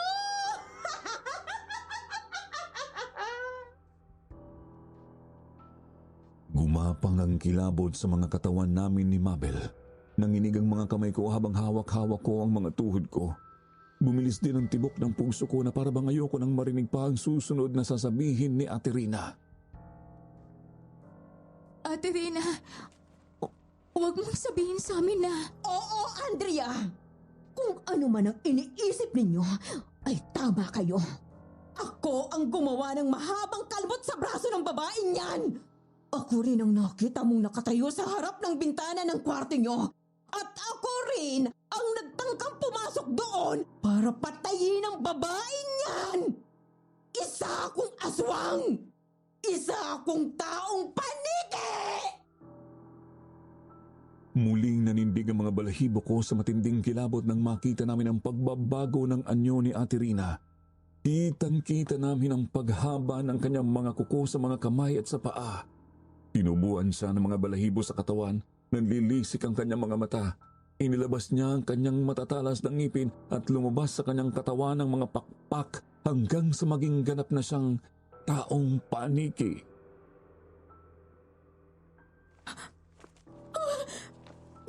Ikaw yung aswang na gusto akong patayin! Halimaw ka! Halimaw! Diyos ko! Ate Rina! Anong nangyari sa'yo? Bakit ka naging aswang? Bata pa lang ako. Nananalitay na sa akin ang dugong aswang, Andrea. Ang aking ina, na isang magaling na albularyo noon sa Siquijor, ay may lahi ng aswang. Galing siya sa lahi ng mga taong paniki. Ipinasa niya sa akin ang pagkaaswang niya bago siya namatay. Pero pilit kong itinago at kinalimutan ang aking pagkahalimaw dahil ayokong manakit at pumatay ng mga tao. Gusto kong mabuhay ng normal tulad ninyo. Mas lalang umigting ng pagnanais ko na mamuhay bilang ordinaryong tao nang makilala ko si Chester. Siya lang ang kauna-unahang lalaki na minahal ko ng sobra. Pero nang malaman ko na nilaloko niya ako, hindi ko matanggap. Tinalikuran ko ang masamang dugo na meron ako para lang sa kanya. Pero binaliwala lang niya ang pag-ibig ko. Tinigis ko ang lahat ng pananakit at pang-aabuso sa akin sa Hong Kong. Dahil akala ko'y may babalikan pa ako dito. Pero wala na pala. Pati ang lalaking pinakamamahal ko ay sasaktan din pala ako. Ang takot na nararamdaman ko sa mga oras na yon ay biglang nawala at napalitan ng pagkaawa kay Ate Rina. Inabuso? Nakaranas ka ng pang-aabuso sa Hong Kong, ate? Oo, Andrea. Ang totoo, hindi naging maganda ang mga pinagdaanan ko sa pagtatrabaho ko sa Hong Kong. Napunta ako sa mga among malulupit. Konting pagkakamali lang ay sinasaktan nila ako. Pinagmamalupitan. Hindi nila ako pinapakain ng maayos. Halos hindi ako makapagpahinga. Pakiramdam ko, wala akong halaga sa kanila. Naiisip ko nang sumuko at umuwi. Pero kailangan kong magtiis para kay Chester at para sa iyo, Andrea. Araw-araw, pinagdarasal ko na sana ay matapos ng lahat ng paghihirap ko. Hindi ko lang ipinaalam sa inyo ang nangyayari sa akin doon. Dahil ayokong mag-alala pa kayo. Pero sa lahat ng dinanas ko roon, tiniis ko na hindi ilabas ang pagkaaswang ko dahil nakakapit ako sa inyo at sa Diyos. Ayokong maging masama. Ayokong mabahira ng dugo ang mga kamay ko. Mabuti na lang, At may mga kapwa akong Pinoy na tumulong sa akin para makaalis ako sa demonyo kong amo. Tinulungan din nila ako para makahanap doon ng iba pang trabaho. Pero nagdesisyon ako na umuwi na lang dito. Akala ko ay magiging maayos na ang lahat kapag umuwi ako. Pero nagawa niya akong lokohin at pagtaksilan ng kuya mo, Andrea. Hindi ko na napigilan ang pagdaloy ng masaganang luha sa mga mata ko sa mga natuklasan ko kay Ate Rina. Hindi ko akalain na ganun pala ang mga pinagdaanan niya sa Hong Kong. Kaya pala nung nakausap ko siya sa telepono, ang sabi niya ay uuwi na siya at para siyang umiiyak. Yun pala ay sobrang pagdurusa ang dinanas niya roon. Ikinalulungkot ko nangyari sa'yo, Ate Rina. Wala kaming kaalam-alam na nahihirapan ka na pala roon. Pero, paano mo nalaman na niloloko ka na ni Kuya Chester? Dahil sa angkin kong kapangyarihan. Kapangyarihan? Anong kapangyarihan? Bukod sa pagiging aswang, namana ko rin sa aking ina ang kanyang pagiging albularya. Kasama nun ang kapangyarihan na makita ang nakaraan, kasalukuyan at ang hinaharap. Gamit ng kanyang kapangyarihan, nakita ko na matagal na pala akong pinagtataksila ng kuya mo dahil sa babaeng yan. Ginamit ko rin ang kapangyarihan ko para pagmukhaing daliri ng tao ang nakita niyong nakahalo sa niluto kong dinuguan na parte pa rin ng pananakot ko sa iyo, Mabel. Ibig sabihin, nang dumating ka rito ay alam mo na, ate? Pero paano nangyari yung... Nakabalik na ako dito sa Pilipinas nung nangyari yung lihim kong pag-atake sa babaeng yan. Siyempre, nung dumating ako dito sa bahay, hindi ko pinahalata na alam ko ng totoo para maisakatuparan ng plano kong paghihigante. Isa ka talagang halimaw, Rina. Akala ko ba minahal mo ng sobra si Chester? Pero bakit mo siya pinatay? Pinatay mo siya! Sa sinabing yun ni Mabel ay tumalim at mas lalong nanlisik ang mga mata ng aswang na si Ate Rina. Sandali itong tumalikod. May kinuha sa lababo at pagkatapos ay muli siyang bumalik sa harap namin ni Mabel. May ipinatong siyang malaking pinggan sa mesa na may taklob. Nang alisin niya ang taklob, nanlaki ang mga mata namin ni Mabel. Sabay kaming nagduduwal sa harap ni Ate Rina nang makita namin ang pugot na ulo ni Kuya Chester na nakalagay sa pinggan. Chester! Ayop ka, Rina! Halimaw ka talaga! Demonya ka! Pinatay mo si Chester! Pinatay mo ang ama ng anak ko! Napatingin ako kay Mabel na napatayo na sa kinauupuan nito sa sobrang galit kay Ate Rina. Ngunit ang susunod pala na matutuklasan namin ay ang mas lalong nagpagulantang sa amin ni Mabel. Kahit mahal ko si Chester, dapat lang ang ginawa kong pagpatay sa kanya. Dahil kung hindi ko siya pinatay, ay ako ang papatayin niya. Anong ibig mong sabihin, ate? Bakit ka papatay ni Kuya Chester? Gamit pa rin ang aking kapangyarihan. Nakita ko sa hinaharap na plano niya akong patayin dahil bukod sa akin at sa iyo, Mabel, may bagong kabit si Chester na isang mayaman at matandang matrona. Gusto na niyang sumama sa babaeng yon at para matakasan ako, balak niya akong ipapatay. At kung ipapapatay niya ako, ipapapatay ka rin niya, Mabel. Dahil dinadala mo ang anak niyong dalawa para wala nang sagabal sa pagsama niya sa mayamang matrona na yon. Sa nalaman ko, palihim ko siyang pinaimbestigahan at nalaman kong totoo nga na may relasyon sila ng matrona na yon. Napakasama pala niyang tao. Minahal ko pa naman siya. Pero hindi ko alam na kaya niyang gumawa ng ganong kasamaan para lang sa pera. Kaya inunahan ko na siya.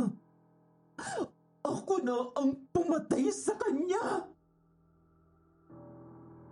Ipinakita sa amin ni Ate Rina ang mga ebidensyang litrato na magkasama si Kuya Chester at yung matandang babae na karelasyon nito na magkayakap at naghahalikan pa. Napahugulgul na lang si Mabel nang malaman ang katotohanan.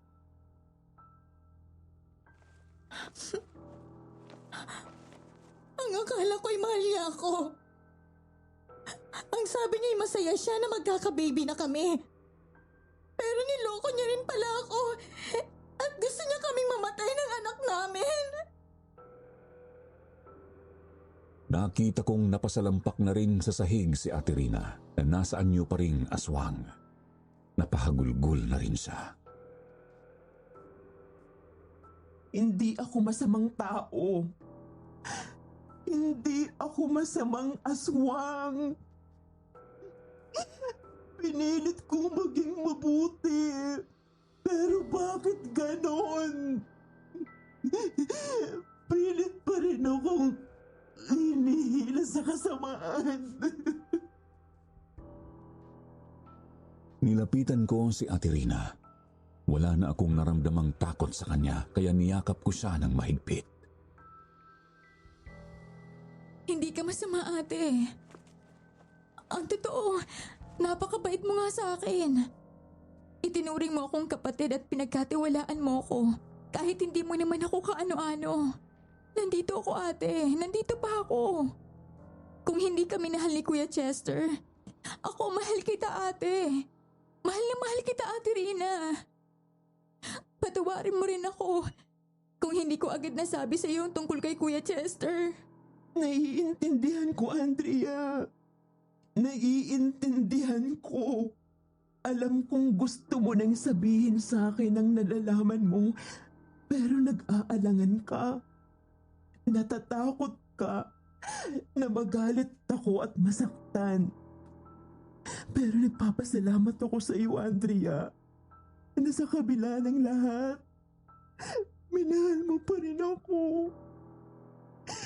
Tandaan mo na kahit anong mangyari, mahal na mahal din kita. Tunay na kapatid na ang turing ko sa'yo. Kaya gusto kong mabuhay ka ng maayos. Ituloy mo ang buhay mo at magpakalayo-layo ka rito. Inutusan ako ni Ate Rina na kunin ang isang kahon na nakalagay sa aparador niya. Kunin ko raw ang lahat ng perang naroon na naipon niya at umalis na ako sa lugar na yon. Isama ko rin daw si Mabel para makapagbagong buhay na rin ito. Sige na, Andrea. Umalis na kayo. Iwan niyo na ako dito. Ako nang bahala dito. Sinisigurado ko na hindi kayo madadamay sa nangyari dito. At ikaw, Mabel, pinili kong buhayin ka dahil alam kong biktima ka rin ni Chester at para na rin sa magiging anak mo. Sige na, ilayo niyo na ang mga sarili niyo dito. Sinunod ko ang utos ni Ate Rina at umalis kami ni Mabel. Nagpunta kami sa Maynila. Pinuntahan ko roon ang mga kamag-anak ko para doon muna kami makituloy. Gamit ang pera ni Ate Rina, nagbagong buhay ako. Pero si Mabel dahil sa nangyari hindi kinaya ng isip niya ang mga pinagdaanan namin kaya't nasiraan siya ng bait. Ipinasok ko siya sa isang mental institution at linggo-linggo ay dinadalaw ko siya.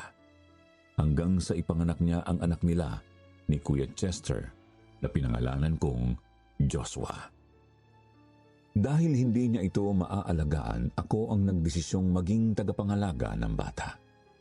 Mahirap at puno ng sakripisyo, pero itinuring ko ang bata na parang sarili kong anak. Pinilit kong maging matatag para kay Mabel at sa anak niya at binigyan ito ng pagmamahal na na hindi pa kayang maibigay ng kanyang ina. Pero umaasa ako na balang araw ay gagaling din si Mabel at muling magiging isang ina para kay Joshua. Bumalik din ako sa pag-aaral at hindi nagtagal ay nakapagtapos sa kursong Business Administration. Sa ngayon, minamanage ko ang negosyong itinayo ko rito sa Maynila. Nakapagpatayo na rin ako ng paupahan na naging magandang tulong sa akin para mas maging stable ang finances ko. Unti-unti kong natutunan ang pasikot-sikot ng pagnenegosyo. Mula sa pag-manage ng mga tauhan, pag-aayos ng mga dokumento hanggang sa pagharap sa iba't ibang klaseng kliyente. Hindi madali, pero masarap sa pakiramdam na nakikita kong lumalago ang perang pinaghirapan ni Ate Rina. Hanggang ngayon, nalulungkot pa rin ako kapag naiisip ko siya. Nasaan na kaya siya? Ano na kaya ang nangyari sa kanya? Dahil mula nang umalis kami ni Mabel sa Marinduque, wala na akong balita sa nangyari kay Ate Rina. Pero kahit kailan, hindi ko siya makakalimutan. Umaasa pa rin ako na balang araw, magkikita kaming muli. Sana sa kabila ng lahat ng pinagdaanan niya, masaya na siya kung nasaan man siya ngayon.